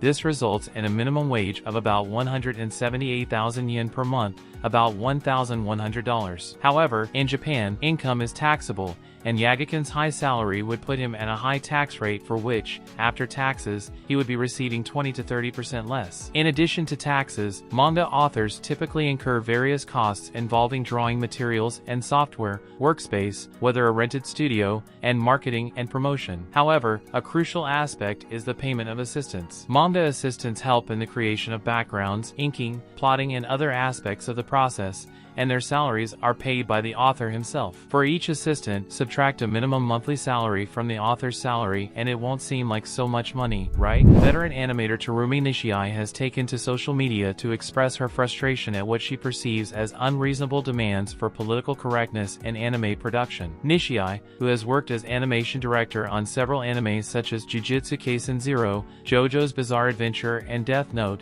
shared her experience in a series of tweets. Nishii recounted an incident in which a foreign client requested that black characters in her work have defined noses to properly distinguish them from other characters who typically lack nostril detail. She argued that this request would upset the visual balance of the characters and create an inconsistent level of realism within the series itself. None of the other characters had nostrils, so if only the black characters had a different level of realism, it would look unbalanced. In the end, it became a conversation about how it's safer to make the hair colors something like lime green or purple so you can't tell what race they are, Nishii wrote. Nishii highlighted the cultural gap, noting that the Japanese approach of indicating race by a simple brown skin tone does not align with foreign expectations of realism. He emphasized that Japanese animation traditionally does not prioritize racial representation. He expressed frustration that foreign producers, who often lack a deep appreciation of anime, are pushing for these changes. Furthermore, he criticized the idea that Japanese animation must conform to Western notions of political correctness. She argued that anime thrives on its unique style and that giving in to outside pressures would diminish its appeal,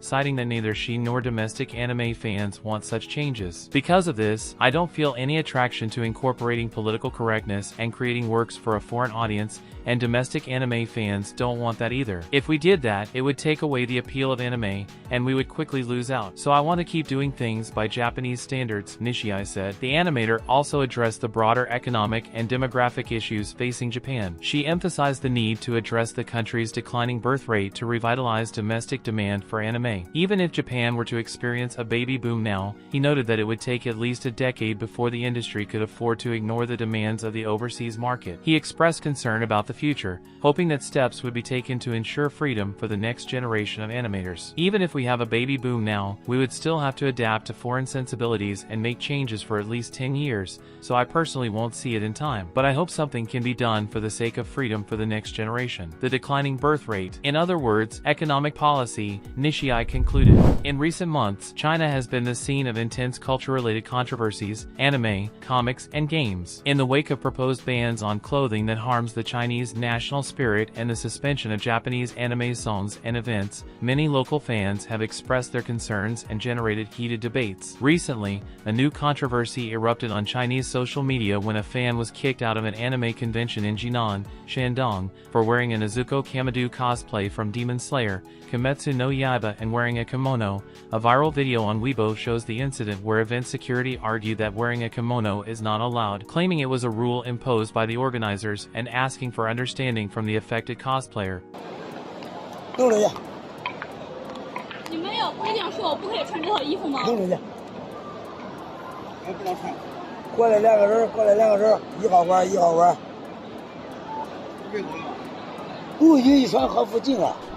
Last July 21st, popular gravure model and cosplayer Inako revealed her impressive annual income on Nippon TV's Jairetsu no Dikairu Sudanjo, surprising everyone by confessing that her income has exceeded 100 million yen, around $642,000, annually for 3 consecutive years since 2021. Inako explained that her income comes from various sources, between 40% and 50% from commercials, 30% from photo book and product sales, and the remaining 20% from her TV and YouTube appearances. This revelation underscores her versatility and success in multiple fields of entertainment. Inako now excels not only as a gravure model, but also as a cosplayer and voice actress, activities that have significantly expanded her fan base and income opportunities. In 2021, Inako starred on the cover of 15 different magazines. The following year, she appeared on approximately 70 magazine covers, although Inako revealed that these jobs were almost unpaid, generating controversy. "I almost didn't get paid,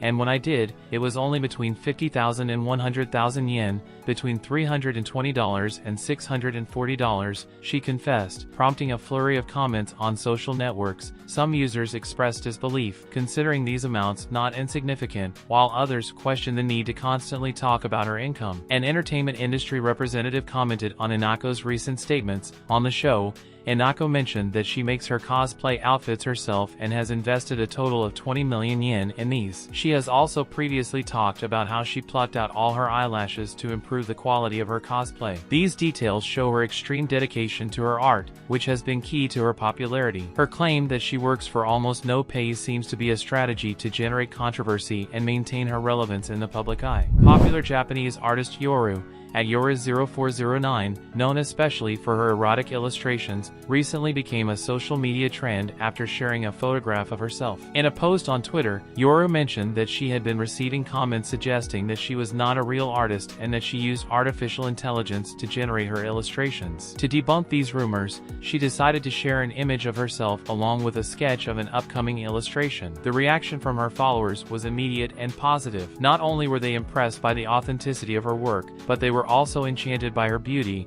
which further increased her popularity on the platform. This incident has highlighted an interesting aspect of the erotic art industry in Japan. The majority of erotic artists and hentai mangaka happen to be women. This may seem surprising to some, given that the content produced often targets a predominantly male audience. Goddess of Victory, Nick, is a video game that has captured the attention of many gamers and has become a popularity phenomenon for several reasons. It is a third-person shooter RPG developed by Shift Up, a South Korean studio known for its high-quality graphics and attractive character designs. And the latter is what's trending, as the Goddess of Victory, Nick team announced 2 new skins for the characters Soda and Alice, who appear wearing the traditional Playboy bunny outfits that are so popular within the anime industry. The design of these 2 waifus alone is more than enough to make them trendy, but fans were quick to notice one aspect that the 2 girls have in common within their outfits. In the part near the crotch, they have a device in the shape of a rabbit's head and a wire that goes into their crotch inside their attire. The theories did not take long to come to light, and the most important of them is that many claim that this detail is a vibrator, that is, a female masturbator. In fact, the artist, Huron Rinka, did not take long to make an illustration showing what the curious device that the girls carry in their crotch consists of. Obviously, all this is not confirmed and, in fact, it could be anything. Given the context of the video game franchise,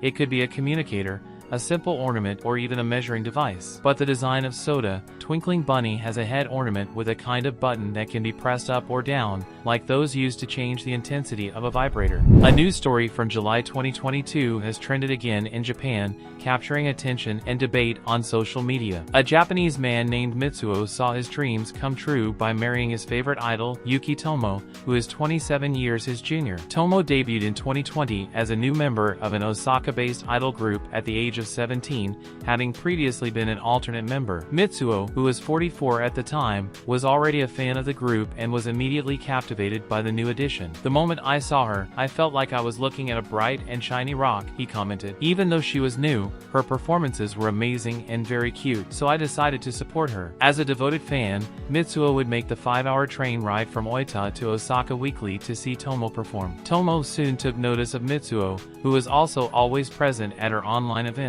"I feel that he is different from other fans. I can confide in him and talk to him about my problems that I would never tell anyone else." She realized she had real feelings for him when she felt deeply disappointed every time he didn't attend. "Once, he wasn't at our concert. I thought it was weird, since he always came, and I started looking for him from the stage. Without him in the audience, I felt empty. From that moment on, I realized that I seemed to like him." Tomo took the first step by confessing her feelings to her now husband. An excited and surprised Mitsuo responded by saying, "Then let's start dating." Despite the 27-year age difference, the couple happily shared their story, having married in April of that year. The relationship initially raised concerns among close friends and family, especially considering that Mitsuo was the same age as Tomo's mother. However, Mitsuo eventually won her parents' approval after writing them a letter assuring them that he would take good care of their daughter. One of the promises he made was that Tomo's parents would always be informed when they went out on dates to keep them abreast of her whereabouts. As evidenced on the ex-idol's social media, Tomo used to sing for her husband,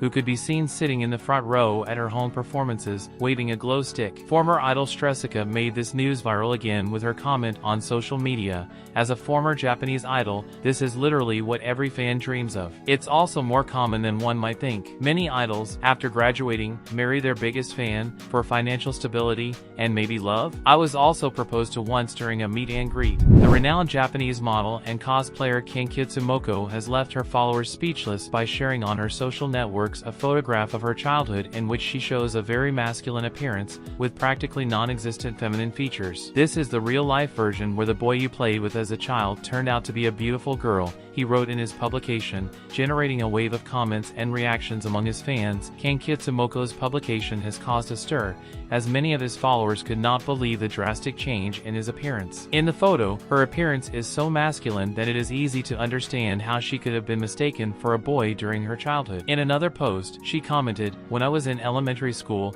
I had shorter hair than the boys and played with Beyblades on the playground. When I tried to go into the girls' bathroom, people would say the boys' bathroom is over there because they saw me as a boy." These memories have resonated with many of his followers, who have shared their own similar stories. In Japan, it is relatively common for some boys and girls to go through phases where their gender is not easily discernible from their appearance. This ambiguity may be due to a number of reasons, including genetics, clothing style, and the activities and games they prefer. In many cases, children may opt for short hairstyles and clothing that is not specifically marked by gender, which can lead to confusion. This phenomenon has been used as a narrative device in many popular anime. Series such as Mushoku Tensei, Jobless Reincarnation, and Tomo-chan is a Girl feature characters whose gender identities cause confusion among their friends and acquaintances during childhood, only to reveal a true identity that surprises everyone. These stories resonate with many viewers who have lived through similar experiences or know someone who has. Ken Kitsumoko's transition from a male appearance to becoming one of Japan's most popular models and cosplayers is a testament to how people can change and redefine themselves over time. Her story is inspiring and reflects a universal truth: physical appearance during childhood does not always predict how someone will look or identify themselves in the future. In various international surveys, it has been noted that the level of happiness of people in Japan is relatively low. A recent study by Professor Kazuma Sato of Takashoku University revealed that the percentage of Japanese who consider themselves happy has decreased by 13% over the past 13 years. In addition,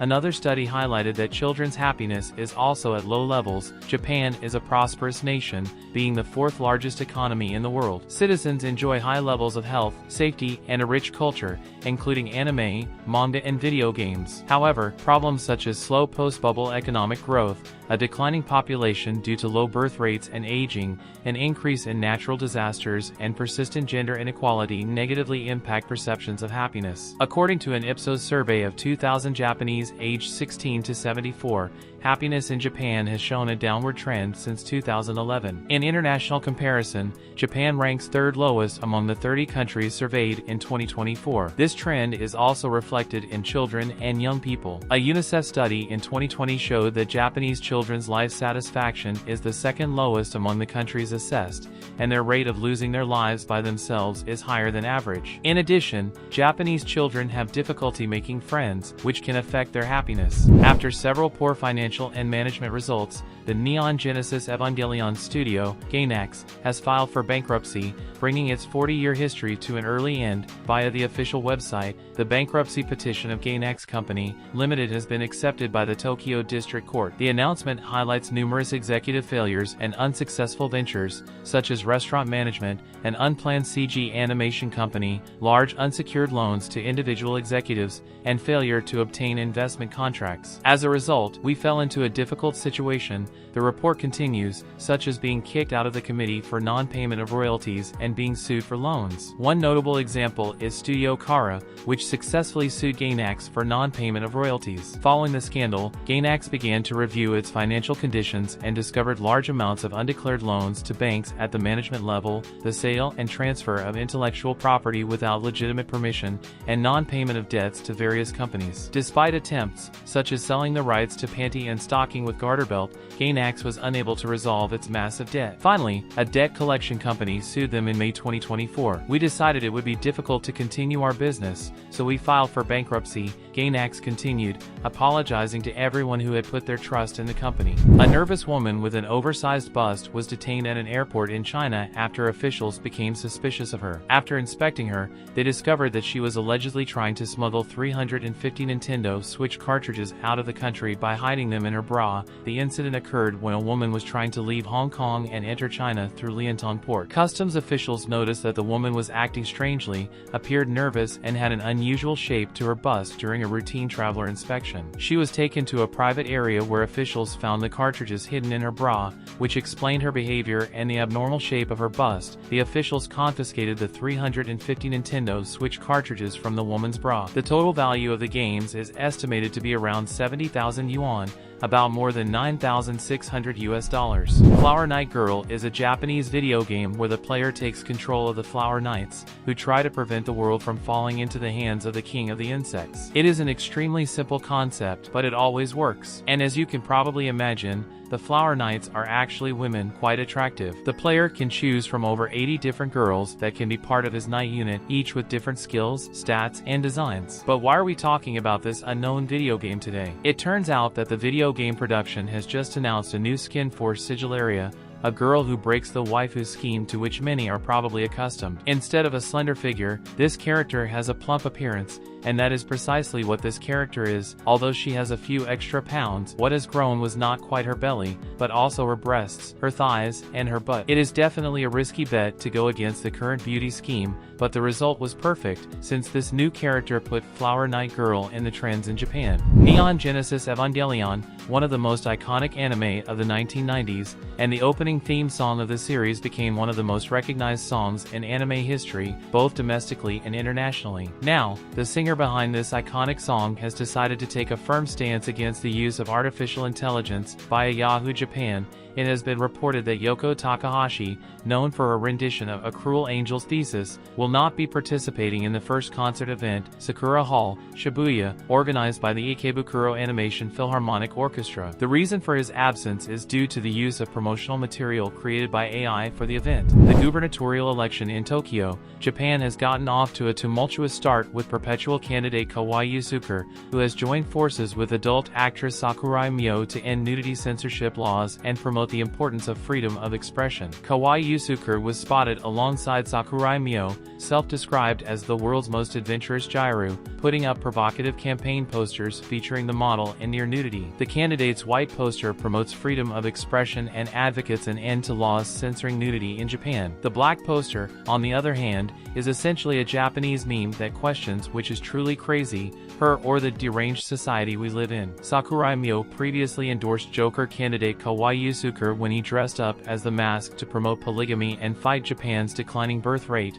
However, after receiving major backlash from the public for using loopholes and mocking the election process, the Tokyo Metropolitan Police Department issued a warning to Kawai for violating Tokyo's public nuisance prevention ordinance. In response, Kawai Yusuke posted a new poster on his Twitter account, saying, "Since I can't put up sexy Sakurai Mio posters anymore, I'll put this one up instead. I promise to turn Shibuya Ward into a special cannabis zone. If I become governor, I will legalize cannabis and rename Shibuya Ward to Shabutani Ward." Crunchyroll CEO Rahul Purini made it known in a podcast that Crunchyroll presented the manhwa of Just Leveling to Aniplex, and this fundamental to bring the anime series to production, and basically these were his words: "Our team read the manhwa, like the intellectual property, and so we actually took it to one of our sister partners in Japan, Aniplex, and co-produced the series with them. We announced the series about a year and a half ago. It's been very well received by fans around the world." So that's an example of when we co-produced a series that we brought to the table based on what we were hearing from our fans, Purini said,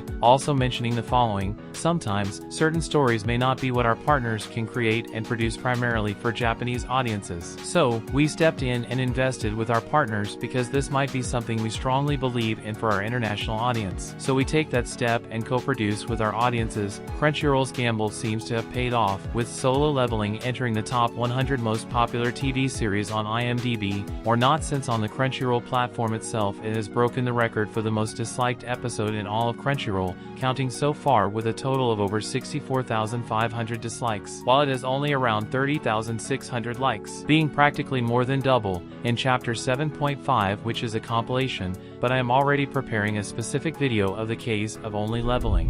One Punch Man anime confirms its third season. Although at the moment no premiere date has been given, it was confirmed that JC. Staff Studios will continue in charge of the production, but not all is good news, at least for the fans of the series, since when the news was given that JC. Staff Studios will be in charge of the third season of the anime, many fans were disappointed, since JC. Staff Studios has a list of outstanding works in its history, but its performance in the second season of the anime anime was disappointing. Staff Studios will be in charge of the third season of the anime. Many fans were disappointed, as JC. Staff Studios has a list of outstanding works in its history, but its performance in the second season of One Punch Man a few years ago left much to be desired, which reduces the hopes of a quality animation in the next installment. An anime about a reincarnated wife arrives with If My Wife Became an Elementary School Student. This was announced in a press release that the manga series will have an anime adaptation. At the moment, have not been given many details of the project, only that it will premiere in 2024. The story tells Keisuke Najima lost his wife, since then has become a gloomy or sad man, and the only family he has left is his only daughter Mai. But one day,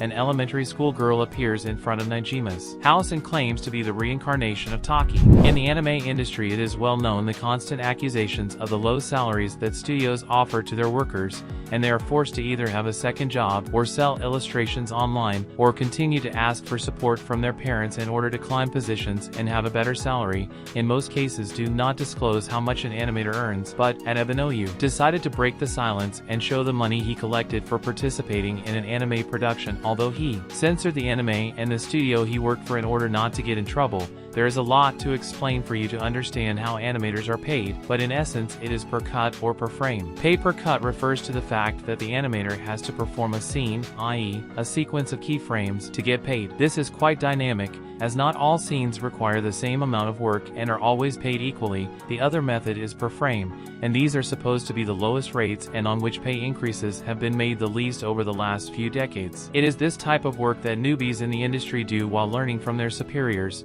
so they have been standardized as a kind of underpaid internship. Looking at the work at Ebinoyu did, he is most likely being paid by the second method. His pay slip shows that he did 4 frames for episode 1, 63 frames for episode 8 and 15 frames for ending, with a payment of 220 yen each, about $1.46 plus tax. His first monthly payment was only 19,844 yen, about $132. Depending on the country this may be a lot or a little, but in Japan it is a negligible figure. Just to give you an idea, the average monthly salary in 2023 was 471,000 yen. How does 20,000 yen compare to that? Besides, animation studios usually have offices in big cities in Japan and living costs are high.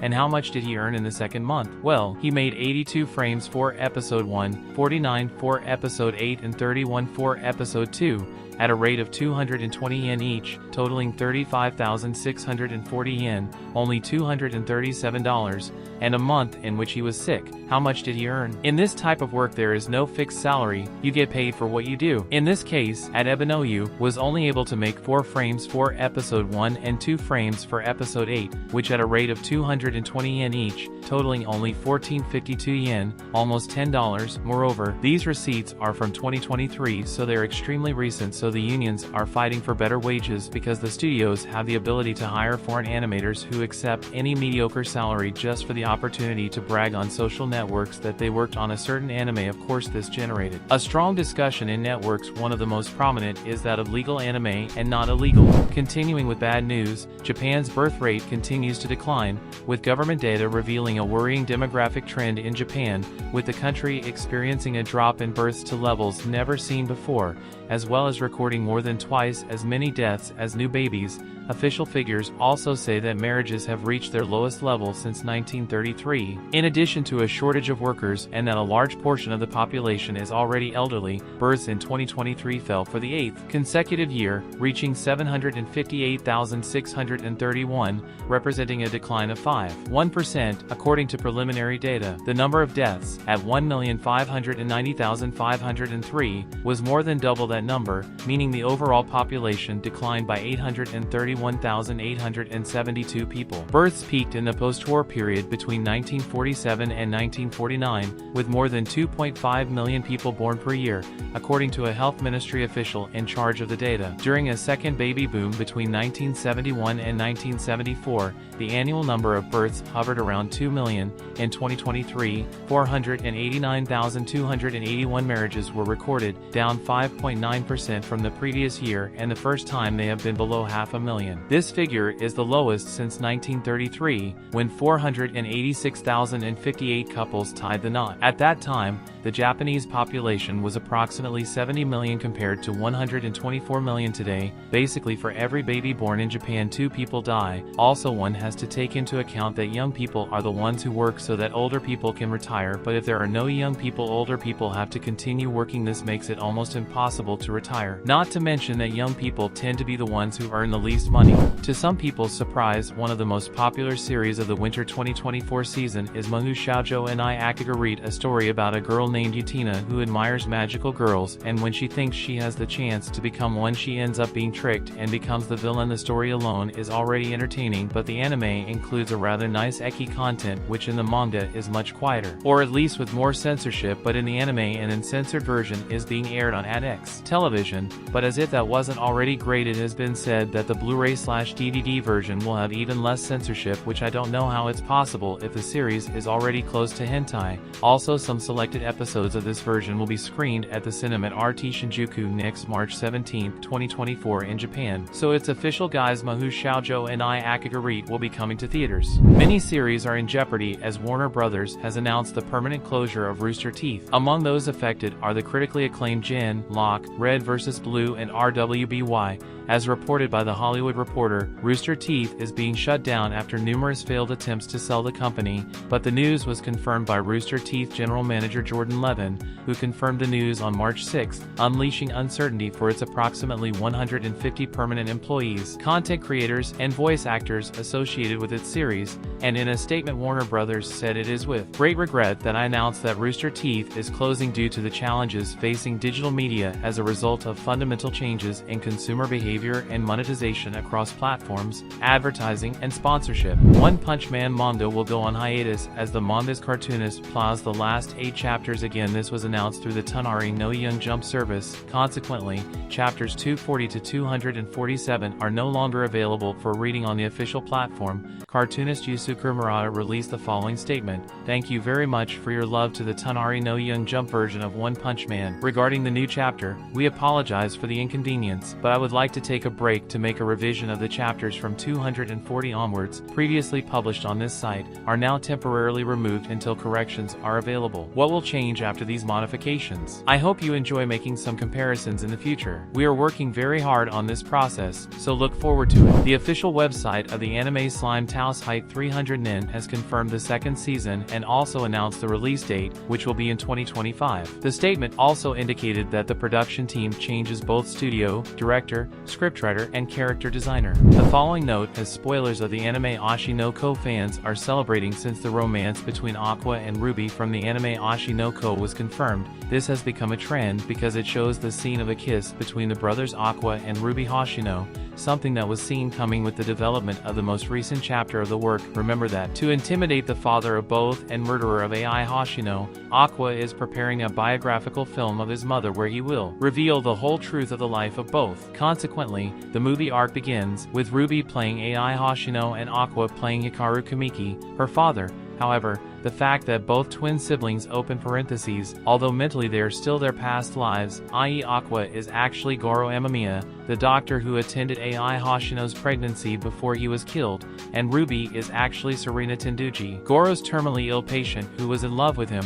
I close parentheses are playing their parents implies that, at some point in the filming, they were going to have to kiss. A new controversy has arisen for manga authors with the following question: do manga authors live less than average? The death of the legendary author of Dragon Ball, Akira Toriyama, has once again raised concerns about the working conditions of manga authors, as not long ago it became known that Oda, created from One Piece, is in very poor health, and manga readers have been more attentive than ever to the breaks that manga authors must take. This concern has been intensified by the discovery that even renowned authors. It is well known that working as a mangaka takes a heavy toll on one's health, with extremely long working hours and the stress associated with tight deadlines, and the physically exhausting work of drawing for hours at a time exacerbates these problems. Well, in Japan, a very peculiar story has come to light as 2 girls who were fans of Haikyuu groped each other in the cinema. A Twitter user made it known that 2 girls who were sitting next to him seemed to be very excited every time Tetsuro Kuru's character appeared on screen,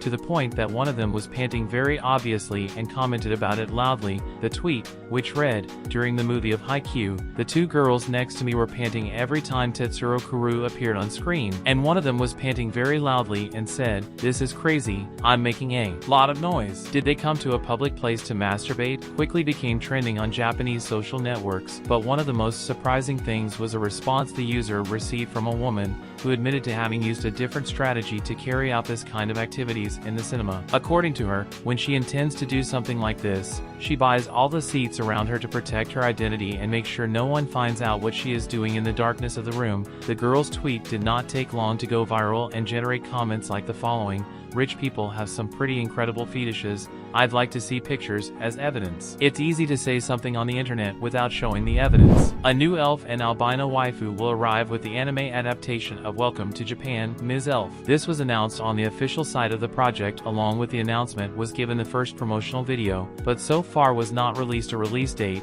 The story is about a normal worker, but when he falls asleep dreams of a fantasy world with his elf companion and only wakes up when he dies. But on one occasion when he dies he wakes up with his elf friend. The anime Mahou Shoujo ni Akagarit is one of the most popular series of this season. Unfortunately, it has been announced that the manga will go into indefinite suspension.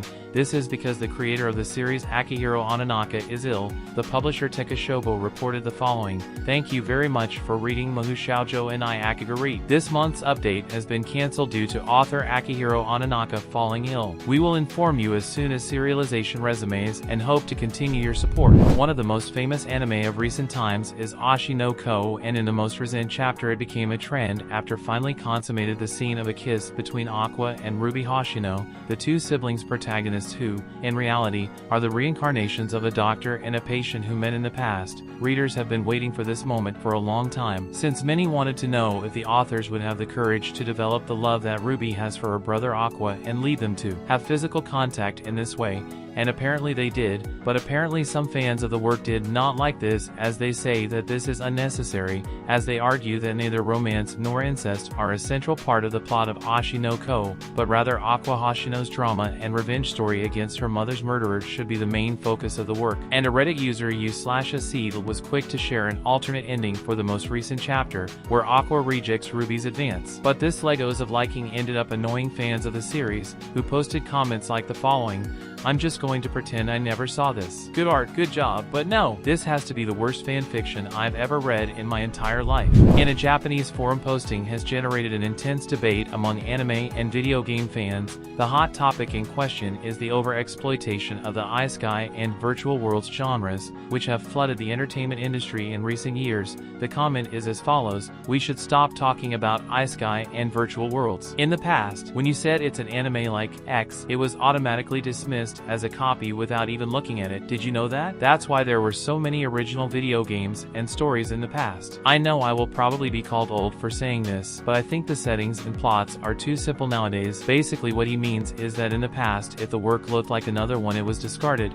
As you may remember, this is true and also false, but this has generated comments in favor of the comment and people defending the isekai genre and virtual worlds. The debate about originality and quality in anime and video game storytelling continues to be a hot topic in the Japanese fan community. There were comments such as the following: "I regularly see themes like isekai and reincarnations abounding out there, but many believe that if you disown something that's popular, it's because you're a moron who feels unique. I'm quite impressed by the originality of the isekai approach, that's for sure. From real adventures to exile reversals, rise to power, fiefdom/estate management, slow living, making things, etc., you can do it all you want." Well, I understand that customers who have run out of market want to speak out, but I don't agree that they should be destroyed. Generally, it's only people who say the old days were better who don't realize how limited their knowledge and field of observation used to be. They don't realize that they have changed, as you will see very divided comments. More injustices for animators were revealed in Japan, all in a report by the Japan Animation Creators Association,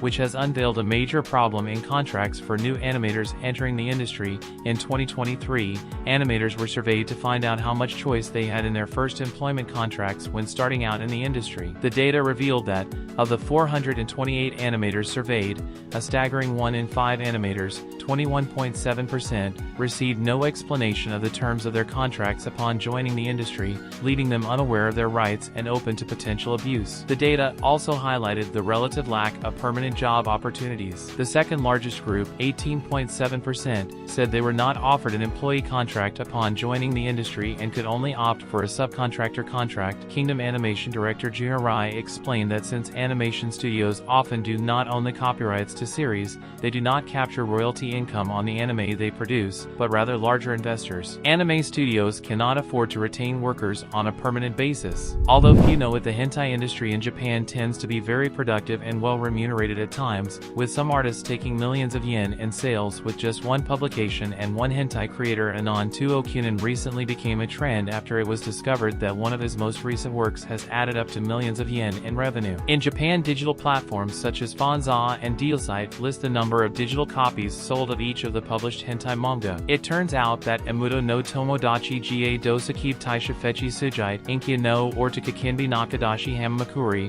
the hentai doujinshi that recently gained attention, is listed with the following numbers. Dealsite 22,536 digital copies sold at an average price of 1,210 yen each, which translates to 27,268,560 yen, over 180,000 US dollars. Fanza 43,875 digital copies sold at an average price of 1,210 yen each, which translates to 53,088,750 yen, over 352,000 US dollars. If you add up the amounts, it's a very good figure. We certainly don't know what their profits were, i.e. how much the author loses in commissions to sales platforms, printing costs, salaries of assistants, and other expenses they have to create the work, but even if we consider that they have a 50% profit, the amount of money is still totally incredible. Of course, this information did not go unnoticed in social networks where more than one wants to start drawing hentai. In Japan, seiyus show their dissatisfaction with the VTubers. Thanks to the intensification of the popularity of anime,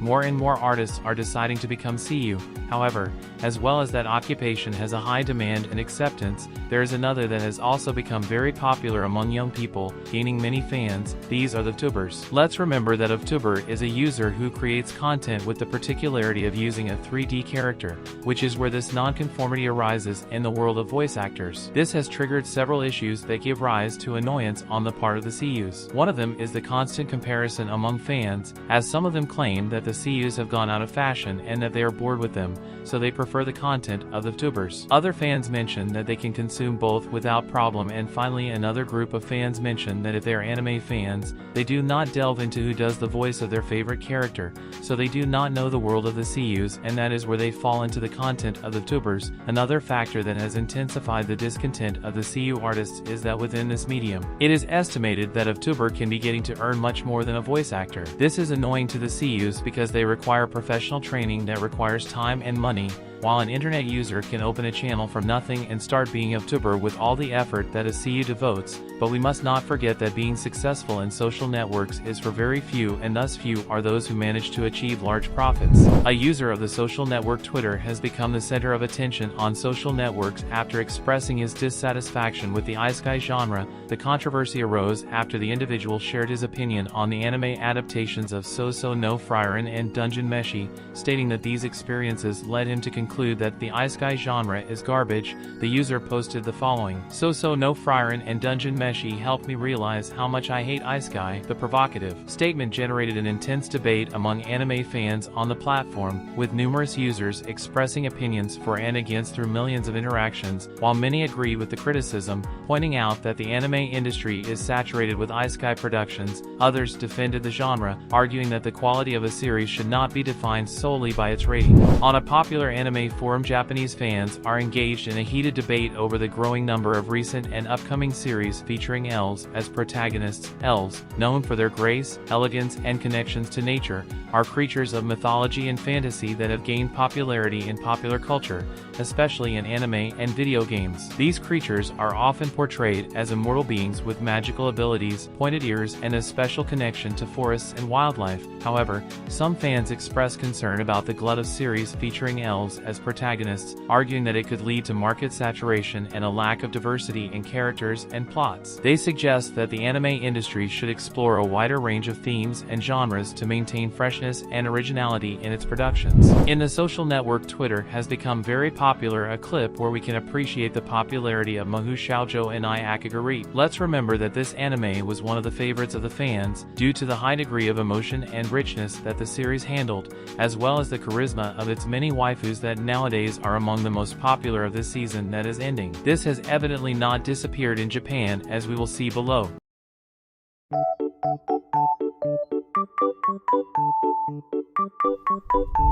Love Hina creator and now Japanese politician Ken Akamatsu has revealed that the government of Japan is debating whether artificial intelligence (AI) image generators automatically violate the copyrights of manga artists. Recently, on Twitter, Ken Akamatsu, who serves in Japan's House of Counselors, addressed questions about an artificial intelligence program called Laura. Allegedly, this program was used to generate images that closely resembled works produced by Kishin Higuchi, a popular manga artist in Japan. Akamatsu wrote the following: "We have received many questions about Professor Kishin Higuchi's Laura. What is unique about this is that the distribution area at Civitai says all images used for learning were created by ourselves, and no copyrighted work of any artist was used. However, even if the artist's own copyrighted work is not used for AI learning at all, if the act of creating and using the product satisfies similarity and dependence in relation to existing copyrighted works, then it would be a violation of these rights." Within the anime community, artificial intelligence has often been criticized for plagiarizing the style of popular artists. Last year, Japanese publisher Shinchosha came under fire for publishing Cyberpunk Peach John, an AI-generated manga that closely resembles the iconic style of Tokyo Ghoul creator Sui Ishida. Viewers also lambasted Studio OLM for using AI-generated art in an official music video for the Beyblade X series. Much of this collective outrage stems from the belief that entertainment companies are simply replacing human artists with artificial intelligence to save time and money during production.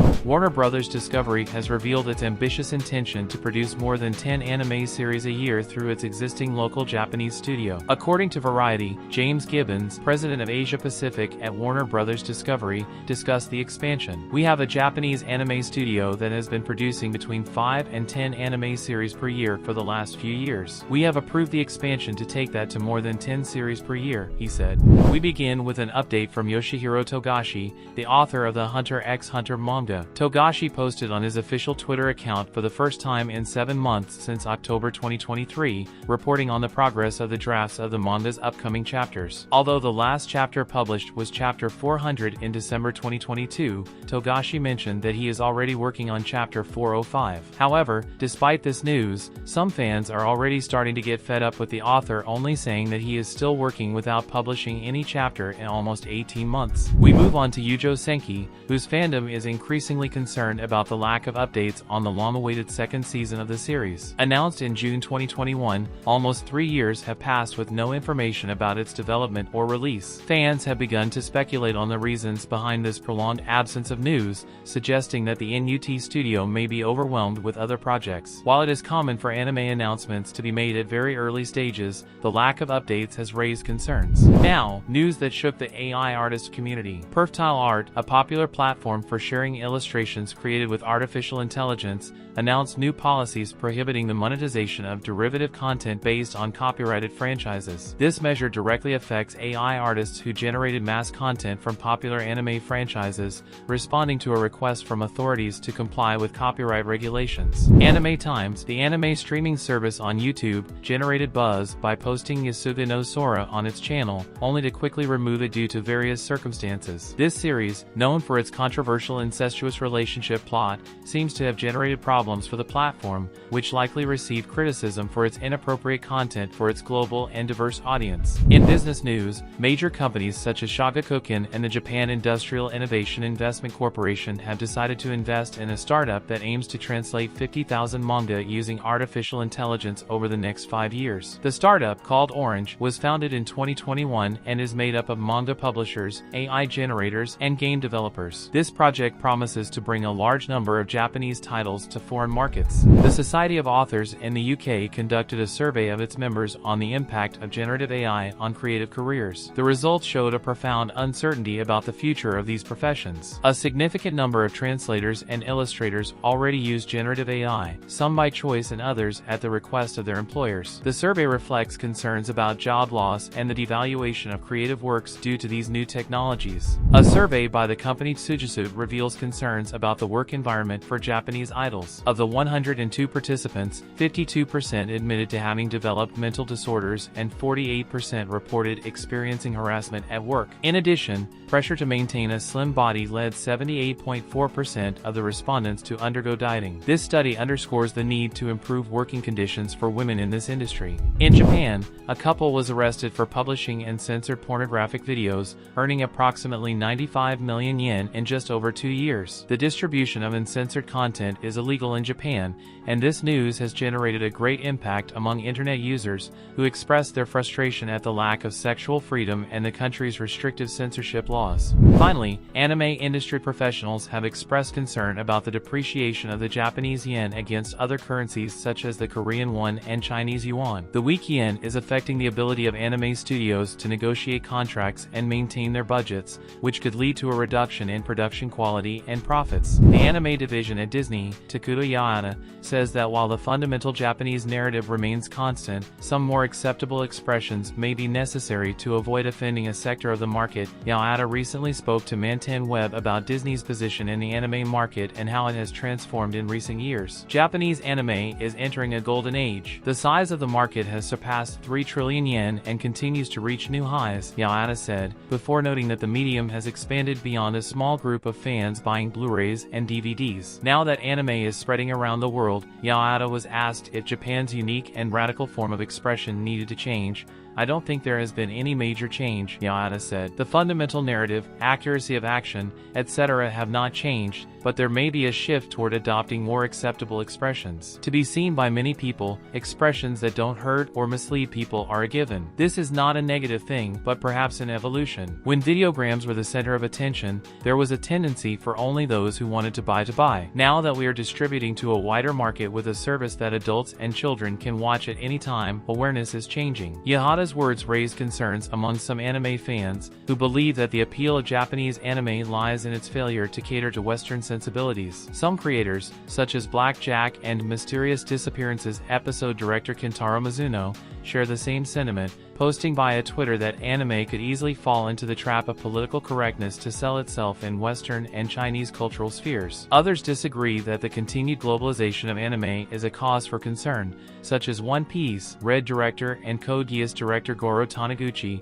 who says that anime has always taken into account overseas reception and made changes to be appreciated by all. In the anime fan community, there are always those who take their interests beyond the conventional. A recent discovery on Twitter by user at Kamapapa2 has generated a stir, a mechanical device designed to interact intimately with anime characters or waifus. This device, shown in a video, features components that perform circular and back and forth movements, transmitted to a structure that holds a male pleasure device. Most striking is that these movements can be synchronized with specific animations, mimicking the hip movements of a chosen waifu. Although the design is innovative, it requires technical expertise to program the movement routines, which could limit its appeal to a specific niche. This invention reflects the creativity and audacity of otaku culture, challenging traditional perceptions and pushing the boundaries of interaction with fictional characters. The reaction has been mixed, ranging from fascination to disbelief, but it has certainly left a mark on the anime community, showing that in this world, imagination knows no bounds. Illustrator Tsunehiro Date, known for his work on the manga Time Paradox Ghostwriter, which was cancelled in August 2020, has made a name for himself in the world of hentai doujinshi with his RK2 group. Since his foray into this genre, Date has created a successful series titled Tomodachi no Mama Ga Boku no Dekishin de Ikimakuta Satsuji Shiki, which has achieved impressive digital sales figures on the Fanza platform. The series has sold a total of 555,908 copies sold so far, each at an average price of 770 yen. If we consider that the Fanza platform takes half of the profits, Tsunehiro Date would have generated revenues of over 214 million yen, over $1.3 $36 million with this series of 6 successful doujinshi. Obviously, there are outgoings to consider such as tax payments, salaries to assistants and editors, and so on, but the figure is still impressive. A recent statement from the Association of Japanese Animation, AJA, has put the spotlight on the controversial flat fee model that some global streaming platforms, including Netflix, employ to distribute anime. According to the report by the AJA, which represents more than 90 companies in the industry, the practice of not paying additional royalties regardless of the success of the series is affecting the revenue potential of the works and those involved in their creation. The report, submitted to the Japanese government's Agency for Cultural Affairs, does not mention Netflix directly, but does mention a global distribution provider that pays only flat fees. This payment method, based on flat fees with no additional royalties, is maintained regardless of the success of the work on the platform, a practice that limits the profits of rights holders when the content becomes a hit. According to the AJA, moreover, payments are made piecemeal throughout the contract, which affects creators who rely on a steady revenue stream. Netflix confirmed this payment model in its recent earnings report. Ted Sarandos, CEO of the company, commented that the fixed payment favors both creators and the platform, as it assumes all financial risk, allowing producers to focus solely on their work. However, this model has been criticized because the high licensing fees paid by Netflix generally benefit production committees and do not directly reach creators or subcontracted studios, who often work under unfavorable conditions. On October 29, 2024, the first arrest was recorded in Japan related to the operation of a transcript-based anime spoiler site. Miyagi Prefectural Police arrested 3 individuals, including a man residing in Shibuya Ward, Tokyo, on suspicion of copyright law violation. The defendants operated an online site that published detailed transcripts of the complete story of the anime Overlord, owned by the Kadokawa Company and other production entities. This site published dialogue, character names, settings, and other plot details without permission from the rights owners, supplementing the content with related images. According to CODA, Content Overseas Distribution Association, this is the first time in Japan that the operators of an audiovisual transcription site have been arrested. The investigation revealed that the group was illegally generating advertising revenue through the distribution of this detailed content, attracting a large number of visitors to the site. The United Nations (UN) recently issued a report expressing concern about the role that certain Japanese cultural products, such as anime, manga, and video games, could play in promoting gender stereotypes and sexual violence. This report, entitled Concluding Observations on the 9th Periodic Report of Japan, was presented by the Convention on the Elimination of All Forms of Discrimination Against Women this week and analyzes Japan's progress on gender equality and elimination of stereotypes. In the report, the UN highlights that despite the Japanese government's efforts to combat gender stereotypes, patriarchal attitudes and sexist portrayals persist in various media, including television, the internet, and specifically in entertainment products such as anime and manga. The committee notes that these media could reinforce negative stereotypes and indirectly contribute to gender-based violence. In addition, the committee recommended that the Japanese government implement more effective measures to address these problems, suggesting that a comprehensive strategy be adopted to address the production and distribution of materials that,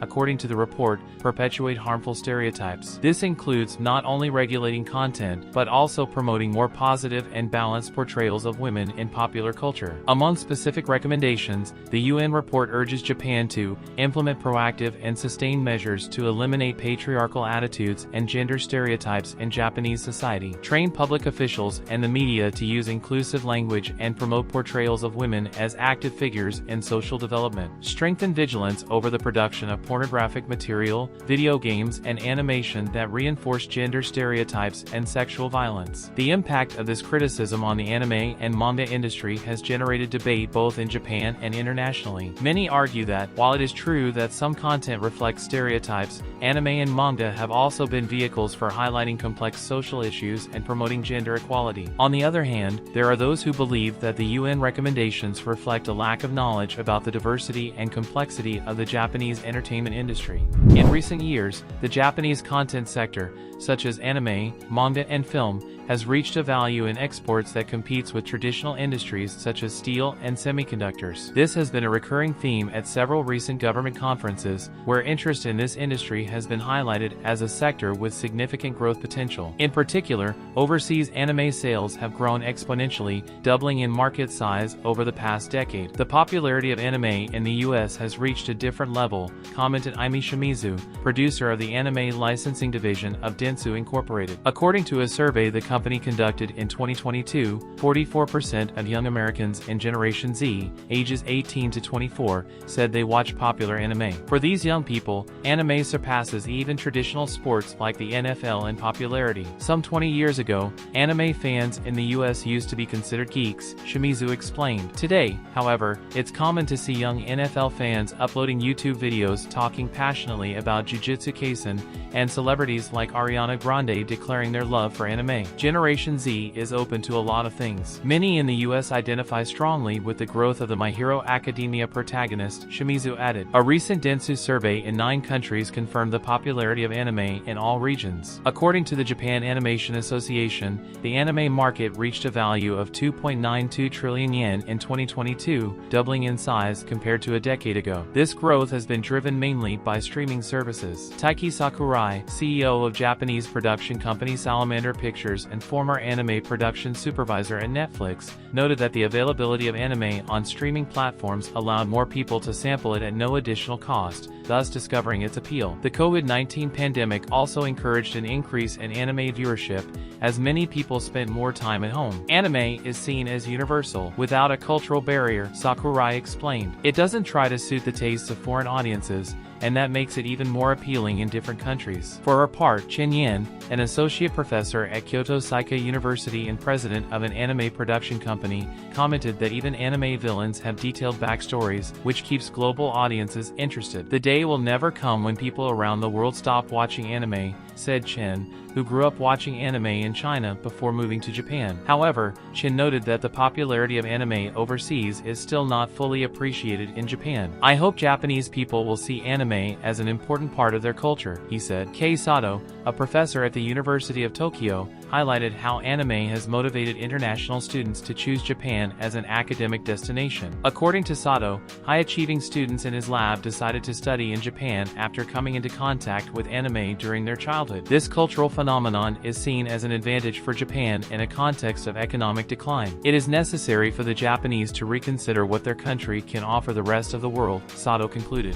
A curious incident has gone viral in networks, where an American soldier was photographed carrying a huge stuffed animal of Frieren, the protagonist of the anime So-So no Frieren, as if it were part of his equipment. In the images, shared by the soldier himself, he is seen in various activities and places of service accompanied by this cute character, which has generated sympathy and laughter among the anime community. Ken Akamatsu, renowned author and member of the Japan Chamber of Counselors, has reported the closure of Manga Library Z, a manga reading platform that for 14 years provided free access to out-of-print works, funded primarily through ad revenue and premium subscriptions. The reason for the closure is because the payment processing company decided to cancel all available payment methods, including credit card transactions, leaving the platform without sufficient revenue to continue operating. Akamatsu explained that the platform relied on subscription payments to maintain servers and other costs. However, the payment company suspended all transaction methods, affecting even payments already made, leaving Manga Library Z in an untenable financial situation. Unable to operate solely on residual income from BitCash, the only payment method still functional, the Manga Library Z team determined that shutting down the site was the only viable option. This situation has sparked concern both in creative circles and among users, who fear that this type of restrictions could be replicated on other platforms, affecting freedom of expression. Users on social networks expressed their concerns, pointing out that the veto power of payment companies jeopardizes access to various forms of content. Some comments suggest that these methods of economic pressure could limit the publication of politically or socially controversial content, which represents a serious risk to freedom of information. Video game creator Yoko Taro, known for his work on the Drakengard and Nier franchises, also joined the debate, noting that the veto power of payment processors can extend to multiple content sectors and expressed concern about the growing ability of these companies to control what users can consume. Other manga, video game, and anime industry supporters see this as a crack in creative freedom, warning that these types of actions could end up affecting all types of creators, from illustrators and writers to VTubers and video game developers. The closure of Manga Library Z represents a major blow to readers and to advocates for freedom of expression in the digital age. As one of the first sites to offer out-of-print manga for free and legally,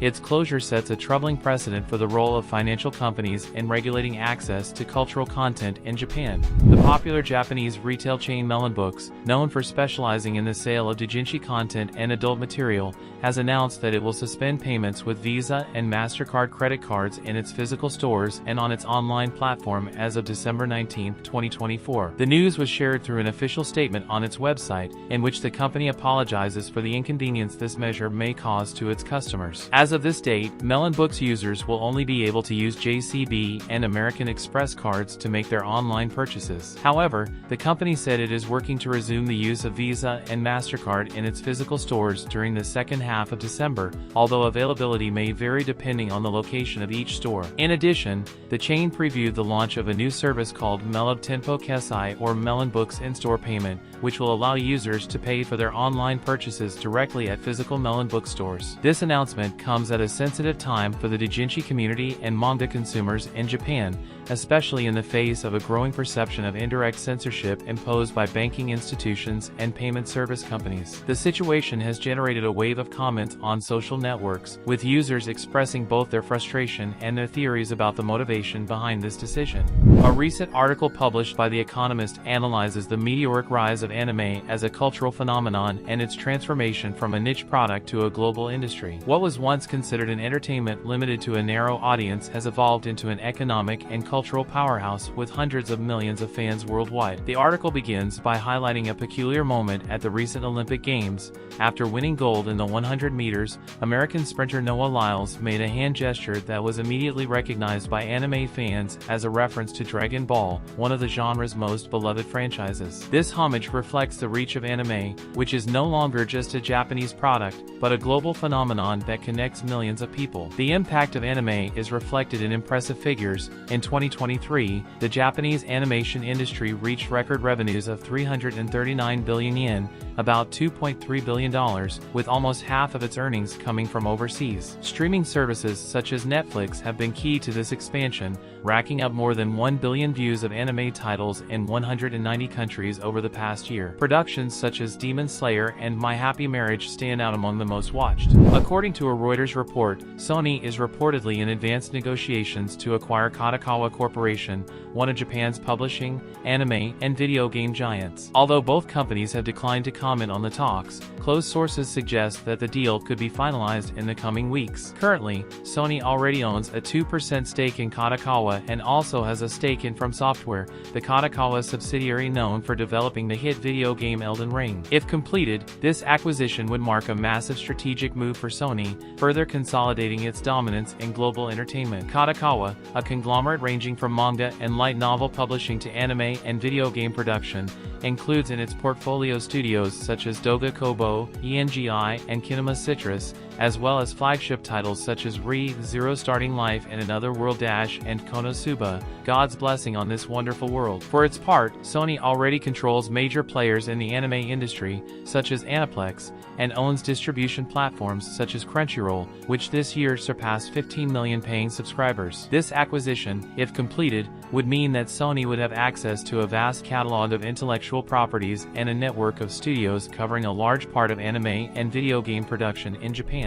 Recently, a photo posted by cosplayer Nuomai Mibit went viral and has generated an intense debate on social networks. In the image, Mayo appears in costume and accompanied by her husband and baby, enjoying a family dinner together. Despite the family's endearing appearance, the photograph sparked a wave of comments due to criticism of the husband's appearance, whom several users described as unattractive. The opinions of internet users have been varied, and the situation escalated quickly when some began to compare the cosplayer, noted for her beauty and elaborate costumes, with her husband, who did not fit the stereotype that some expected. However, Mayo did not hesitate to defend their relationship and responded with a touching message: "Thank you for your blessings. That day was my husband's birthday. I also hope everyone can find their own love and become happier and happier." Kadokawa Corporation, one of the most influential companies in the manga, light novel, and anime sectors, has confirmed that Sony Group Incorporated has expressed interest in acquiring it. In an official statement, Kadokawa stated, "There are some articles about the acquisition of Kadokawa Corporation by Sony Group Incorporated. However, this information has not been announced by the company. We have received an initial letter of intent to acquire shares of the company,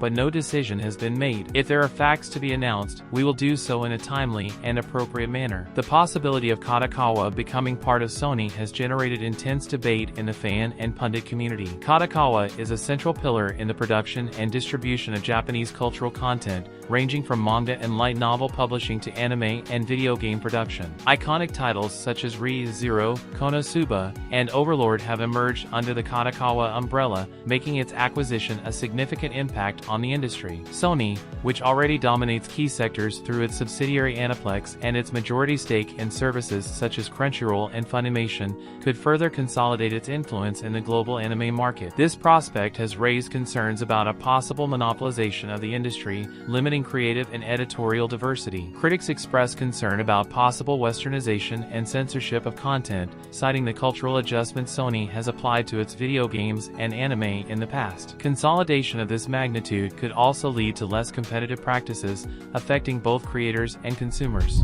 Kondo Akihiko, the Japanese man who gained worldwide notoriety in 2018 by symbolically marrying virtual idol Hatsune Miku, has revealed that love was not his primary motivation for the ceremony. In recent remarks, Kondo explained that his marriage to the virtual star was part of a deliberate effort to challenge the boundaries of what is legal but socially controversial in Japan. Recently, an anime-style video created entirely with artificial intelligence has caused a sensation on social networks for its spectacular visual quality and fluidity of animation. The creator, known as Naejiko AI Creator, shared this preview on his Twitter account, describing the improvements of the new AI version V2 1.5. In his post, Naejiko noted that the update introduces significant improvements, greater variety of styles, better handling of distant shots and intricate movements, greater depth and fluidity in scenes. The video was produced in 720p resolution using automatic mode, although the tool already supports 1080p quality. According to the creator, the performance in anime style surpasses any other AI at the moment. The adult manga author known as Yumaki Banana has captured the attention of social networks after dabbling in the cosplay industry.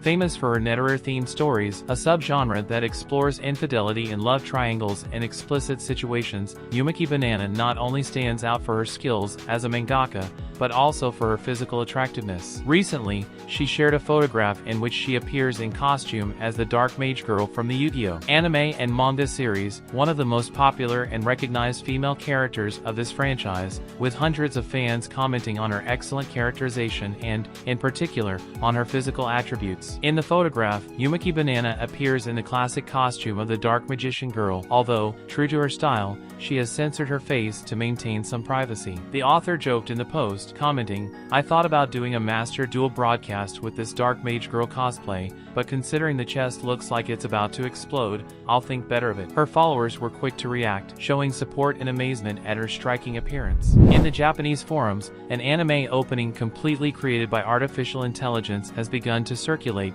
which has sparked an intense debate among users. According to the author's description, the entire process, from animation to lyrics and melody, was generated by AI. The creator wrote, "This is the uncredited opening of a fictional anime created by AI called Fubuga no Rans. The lyrics and music were completely commissioned to AI."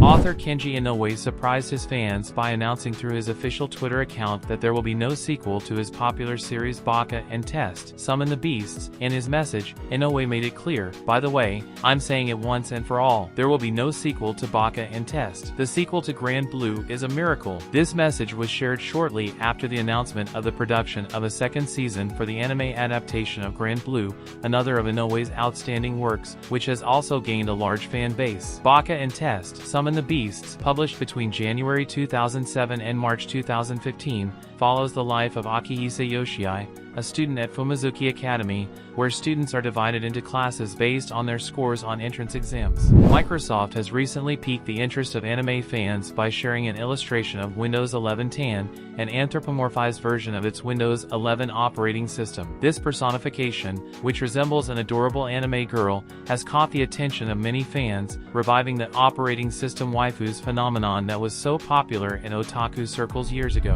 In March 2015, the anime industry was in full swing with the promotion of series to be released in the spring season. In the midst of fierce competition for the public's attention, the team behind High School DxD Born surprised everyone with a peculiar and daring advertising strategy, a huge 3D advertisement featuring the physical attributes of Rias Cremery. The lower part of the ad shows how his bust physically protrudes from the poster, reaching such a large dimension that, according to descriptions at the time, several people could fit in its volume. Although this event happened almost a decade ago, a popular YouTuber recently revived it, making it viral again and reminding everyone of the extravagant way in which this season of the famous franchise was promoted. A discussion on a Japanese forum has captured the attention of many anime fans, where the central theme revolves around the growing lack of interest in anime series in the otaku community. Under the title Sad News, Otaku are losing interest in anime, several members shared their opinions and experiences, noting that this phenomenon seems to be occurring more frequently in recent times. One of the first comments, reflecting a sense of sadness, read, "I feel sad." This gave way to a series of responses in which many users shared that they have also experienced a decline in their interest in anime. Some mentioned that they can no longer enjoy the series with the same intensity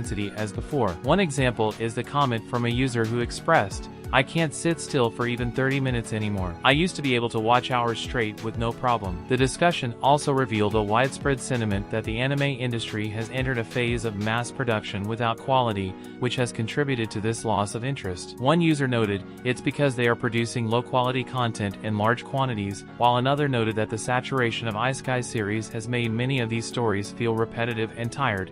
"I've had enough of otherworldly reincarnation stories." A video has become a trend in social networks by showing a product of a huge inflatable doll of Frieren, the protagonist of the popular anime So-So no Frieren. The inflatable features the elf Frieren lying in a relaxed pose, and the most peculiar thing is that it seems that the purpose of the product is that the user can sleep on it, pretending to be accompanied by the charismatic elf while resting. The case of the tragic fire at Kyoto Animation, which claimed the lives of 36 people and left 32 with serious injuries, is back in court as the defense of Shinji Aoba, the man responsible for the attack, appeals his death sentence. Aoba, 46, was convicted in January 2024 by a Kyoto court, where he was found to have full capacity to distinguish between right and wrong at the time of the crime, allowing him to be given the death penalty. However, the defense has now filed new arguments in the Osaka Court of Appeals, challenging this conclusion. The attack, which occurred on July 18, 2019, was one of the most devastating incidents in Japan in decades. Aoba broke into Kyoto Animation's first studio, sprayed gasoline on employees and set a fire that completely destroyed the building. According to reports, Aoba acted out of a mistaken belief that the studio had plagiarized one of his works.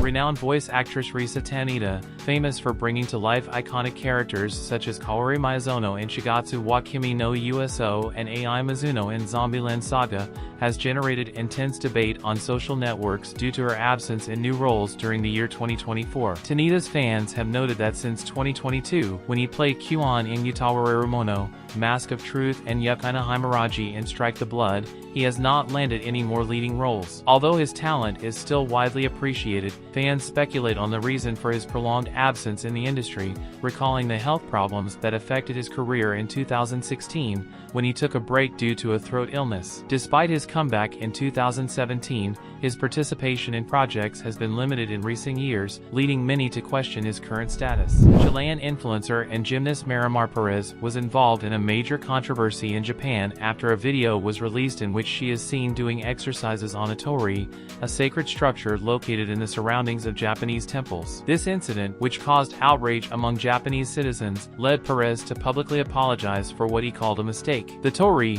which in Japanese culture marks the entrance to shrines, is seen as a structure structure of utmost religious importance. The video of Perez performing domineering at this site was interpreted as an act of profound irreverence towards Japanese culture and beliefs, which unleashed a wave of criticism both in Japan and on international social networks. The 1989 anime Ranma is once again trending for its animation, as fans begin to see the quality of character design and animation that characterize this classic series. In particular, the detailed movement of the female characters' busts has generated debate, a technique that has been praised both for its artistic level and for the creative freedom that, according to comments, has been lost in modern animation. Users on platforms such as Twitter and TikTok have shared their impressions, highlighting how Ranma captured a handcrafted and dynamic style that is hard to find today. One prominent comment expresses, "This is what makes Ranma, Ranma." Another user, in a wistful tone, reflects, "There were many talented animators back then, but they're all gone." Nostalgia mixes with sadness as fans lament the loss of that generation of animators who brought these iconic series to life.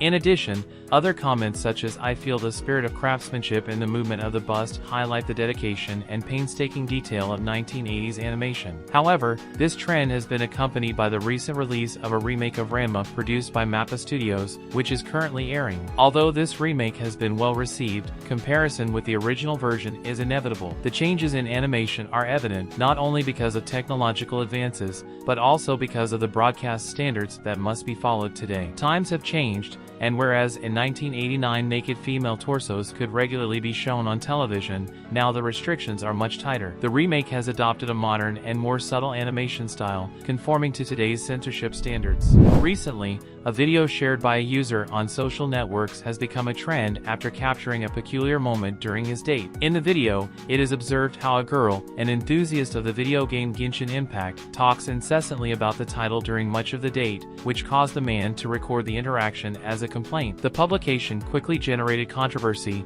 accumulating hundreds of comments on social platforms. The user who shared the video criticized the situation, insinuating that the conversation revolved solely around the video game, with no room for other topics. The response from the community was not long in coming, with divided opinions. Some users showed sympathy towards the girl, arguing that the fact that she so passionately shared something she loves is positive. "Having someone talk to you so enthusiastically about something they like is nice," one user wrote. Meanwhile, others criticized the man for not appreciating the gesture. "Imagine taking the time to say the game you like and the bastard records you. Truly, that guy deserves to be left alone," another comment expressed. However, there were also opinions that identified with the video author's discontent. "Honestly, the worst thing that can happen to a man is a gamer girl. For so many reasons that I don't want to debate," commented one user somewhat ironically. Others shared similar experiences, from situations where conversations were dominated by video games, to times when they were forced to talk about topics that did not interest them. The discussion, which began with a complaint about a date,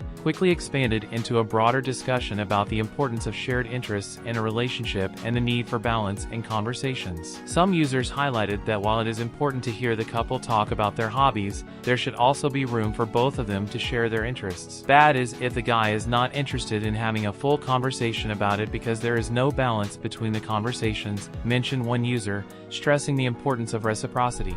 The company Mecha, known for its work on virtual reality content projects, has launched an innovative store in the Shibuya district called Mirai V Shoten, where VTubers are in charge of customer service. Using mixed reality technology, these life-size VTubers walk around the store interacting with customers and explaining the products available, offering a completely new experience and revolutionizing the concept of customer service. Crunchyroll, one of the largest anime streaming services globally, is exploring the idea of producing shorter anime to adapt to the changing consumption habits of new generations who prefer short content, such as that seen on platforms like TikTok. In a recent interview with Nikkei's Trend, Hida Rebapragada, COO of Crunchyroll, and Rahul Purini, president of the company, discussed emerging trends in the anime industry and how the traditional format could evolve. During the conversation, Purini pointed out that currently most anime are between 21 and 24 minutes long per episode, but younger generations are used to consuming 2 to 4 minute videos on platforms such as TikTok. Given this, he stressed the need to rethink how to tell anime stories differently. The anime ecosystem itself needs to keep evolving. This is not the first time Crunchyroll has expressed its intention to appeal to a younger audience through short-form content. In August this year, Rebapragada commented that the platform was exploring new formats, such as anime music videos videos and promotional content through platforms popular with young people, such as TikTok. Crunchyroll's official Twitter account has also increased the publication of short clips of anime scenes with the aim of enticing viewers to watch the full series on its platform.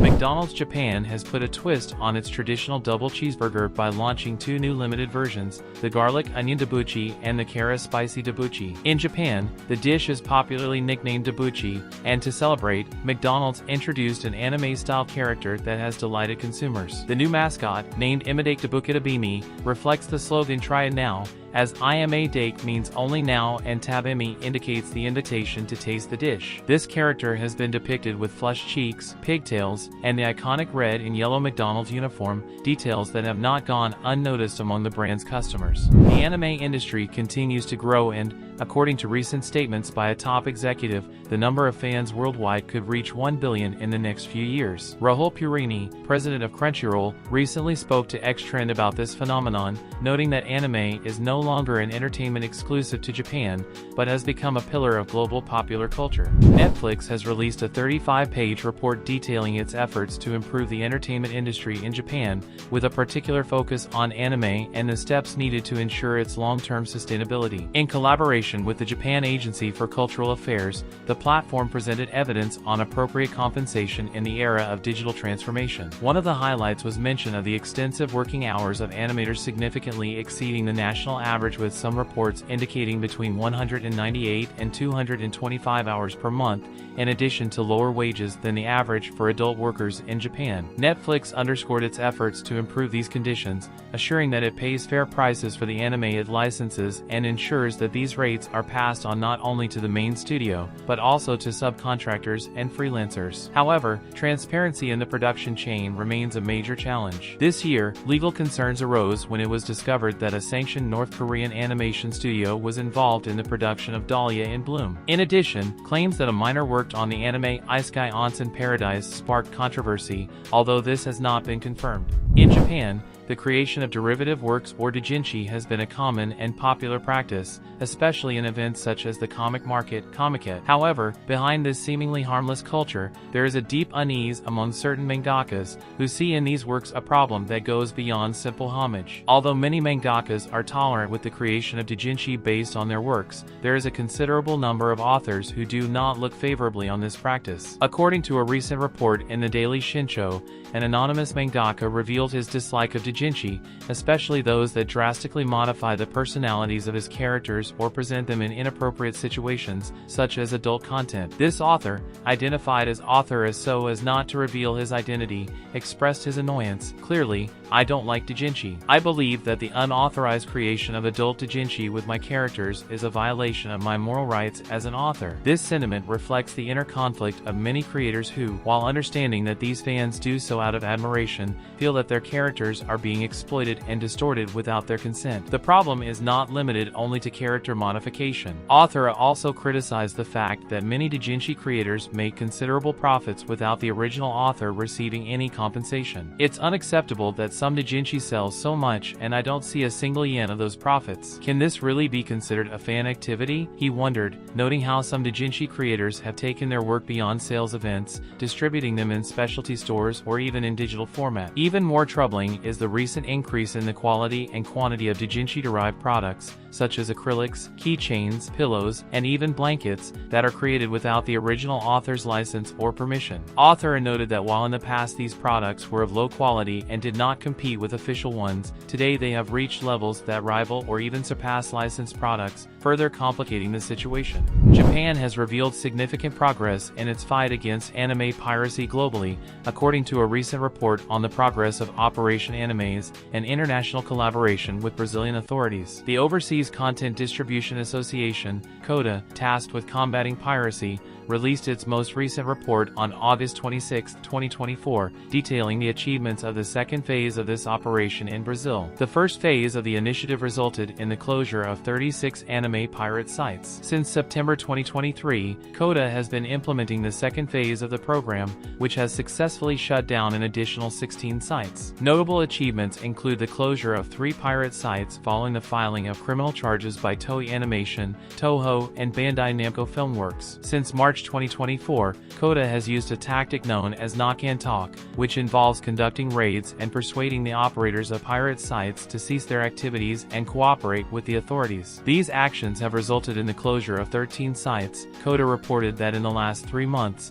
the 16 closed sites had accumulated an average of 21 million accesses, equivalent to approximately 7 million visits per month and more than 100 million in total. Of these, 11 sites were voluntarily surrendered through negotiations, redirecting traffic to a Coda page with the message, "This website has been closed for copyright infringement." Although the remaining 5 sites have also been shut down, Coda is still in negotiations with their operators to transfer control of the domains. The number of syphilis cases in Tokyo, Japan continues to rise worryingly, remaining at a similar level to last year, which was the highest on record. As of September 1, 2024, 2,460 infections have been reported, very close to the 3,701 reported for all of last year, indicating that the upward trend continues. Of these cases, 70% of those infected are men and 30% are women, with a notable increase in men between 20 and 50 years of age and in women around 20 years of age. Yuki, known for his work as the author of the popular light novel and anime franchise No Game No Life, has become a trend on social networks after sharing a reflection on his official Twitter account about the reality of Brazil, specifically in relation to its high crime rates. The author, whose real name is Tiago Furukawa Lucas, was born in Brazil, spent part of his childhood in the United States and moved to Japan at the age of 7, where he currently resides. Despite having spent much of his life outside his native country, Kamaya retains Brazilian nationality, giving him a unique perspective on the situation in his home country. In the tweet that quickly went viral, Kamaya shared a personal experience he had with his wife during a trip to Brazil. "When we went to Brazil with my wife, I told her, we are about to arrive at the airport in Brazil. Change into the oldest clothes we have ready. Take off all your watches and accessories. Take 3 wallets with you, 2 of which we write off as lost in case we get robbed. And don't speak Japanese until we get to the car. Don't let go of my hand." She looked at me and asked, "What kind of country is this?" I replied, "It's a country with a crime rate 102 times higher than Japan's." The website in Thai, known for its vast catalog of adult manga and doujinshi, has been sued for copyright infringement. The lawsuit was filed by PCR Distributing, a California-based company that operates several hentai brands, including J18 and Jast USA. This company alleges that Thai fails to respond to content takedown notices, known as DMCA notices, which has led to a legal dispute. Thai is one of the most visited sites in its category, with nearly 80 million visits in June this year alone. Despite its popularity, the site has been flagged for sharing copyrighted material without proper authorization from the owners. PCR Distributing considers Thai a significant threat to its operation, as the site does not allow users to upload content, complicating the enforcement of certain legal protections. Japanese cosplayer Glicko has caused a sensation on social networks after sharing a series of videos where she shows her impressive cosplay of Asuka Langley, the iconic character from the Neon Genesis Evangelion franchise. However, what caught the attention of millions of users was not only the fidelity of the cosplay, but a curious and unexpected detail. The rubber-like material of the costume accumulated large amounts of sweat due to the summer heat and the lack of breathability of the costume. Glicko attended an event in Tokyo wearing Asuka's signature red tight-fitting suit made of a material that does not allow sweat to be absorbed. As a result, after several hours in the sun, the sweat began to accumulate inside the suit until it turned into a considerable amount of liquid, which became evident when the cosplayer took off her rubber boots and showed how the sweat flowed to the ground.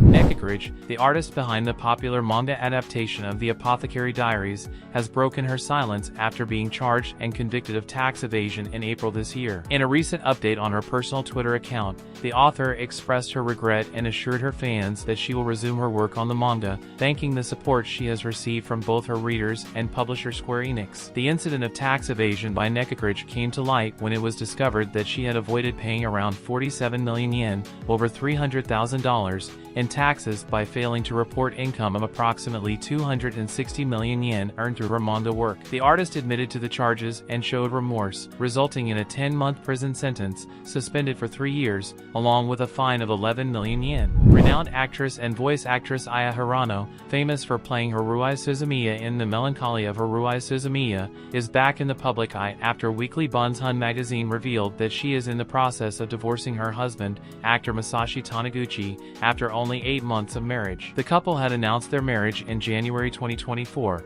and now, they are living separately and in divorce negotiations through their lawyers. Both agencies confirmed that they are discussing the terms of the separation. A clip from the Japanese program Why Did You Come to Japan has been trending again on social media several years after its original broadcast. In the video, interviewers approach a girl dressed as virtual idol Hatsune Miku at Narita Airport. What caught the eye was that, in addition to her trademark cosplay, the young girl managed to imitate the virtual diva's tone of voice with surprising accuracy. The girl, who revealed that she is originally from Russia, mentioned that her reason for visiting Japan was to attend a Hatsune Miku concert. During the interview, the reporters asked her to sing one of the popular virtual idol songs, and, to everyone's surprise, her voice closely resembled Miku's, replicating her high-pitched tones with great accuracy. This video is not new. It originally aired in October 2017, and at the time it also caused a sensation among Hatsune Miku fans. The girl was identified as Saya Scarlet, a popular cosplayer from St. Petersburg, Russia, who at the time was 18 years old. Saya is a well-known Hatsune Miku fan and has amassed a significant fan base on social networks such as YouTube and Instagram, where she shares her passion for the virtual idol through covers, music videos, and photos of her detailed cosplays. 科学の限界を超えて私は来たんだよネギはついてないけどできれば欲しいな A popular French YouTuber has taken his love for One Piece to new heights, literally. Inoxtag, a 22-year-old content creator and streamer, has managed to climb Mount Everest while wearing Monkey D. Luffy's straw hat. This impressive feat has been celebrated by the anime fan community, who have praised both his bravery and sense of style in channeling Luffy's energy during his adventure. Inoxtag, whose real name is Inez Benazes, has shared on several occasions the great influence that One Piece has had on her life. In fact, her epic Everest expedition is documented in her film titled Kaizen, which refers to the Japanese concept of continuous improvement. The movie trailer, released on August 31st, makes multiple references to Luffy and his hat, highlighting the profound impact the character and the series have had on the young creator. Sony Honda Mobility and Crunchyroll, the leading anime content platform, have announced an innovative collaboration that will integrate the anime streaming service into Afeela automobiles. This agreement makes SHM the first company in the world to offer such an in-vehicle entertainment experience in North America. According to officials, the alliance aims to merge mobility and entertainment, allowing users to enjoy anime while on the go. SHM, whose vision is to create an entertainment space in mobility, will offer Afeela drivers and passengers access to Crunchyroll's library of more than 25,000 hours of content, with new series added each season. Terry Lee, Executive Vice President of Emerging Business at Crunchyroll, expressed his enthusiasm. Bringing Crunchyroll to Afeela vehicles not only expands accessibility for dedicated fans, but invites new viewers to discover the world of anime in a unique way. For his part, Shugo Yamaguchi, Director and Vice President of SHM, noted that the company's purpose is to offer a mobility experience enriched with engaging content. We are excited about our collaboration with Crunchyroll, a platform adored by anime fans around the world. A recent survey conducted in Japan has produced results that have sparked intense discussion in comment forums, revealing that Japanese men show a much greater disinterest than women in using matchmaking services such as marriage agencies and dating apps. The trend has been the subject of discussion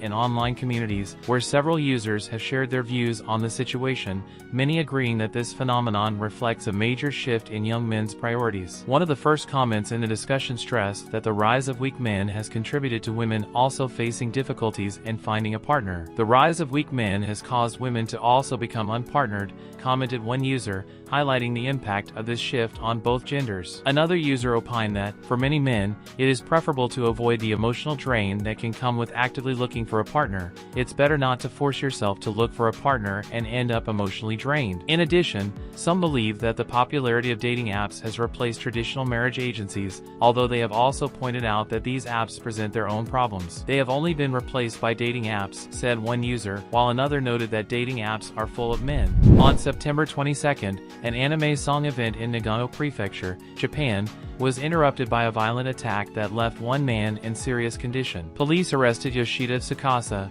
a 38-year-old resident of Kanagawa Prefecture, on suspicion of attempted murder. According to preliminary investigations, the suspect admitted to attempting to kill the victim, a man in his 30s who was stabbed in the chest and other parts of the body. That's all for today. Which of these news stories surprised you the most? Leave us your opinion in the comments, and if you have any news you'd like us to cover, let us know. Don't forget to subscribe and turn on the little bell so YouTube will notify you when we upload new videos. Thanks for joining us, and remember, every week we have more of the best anime for you. See you in the next video. Bye.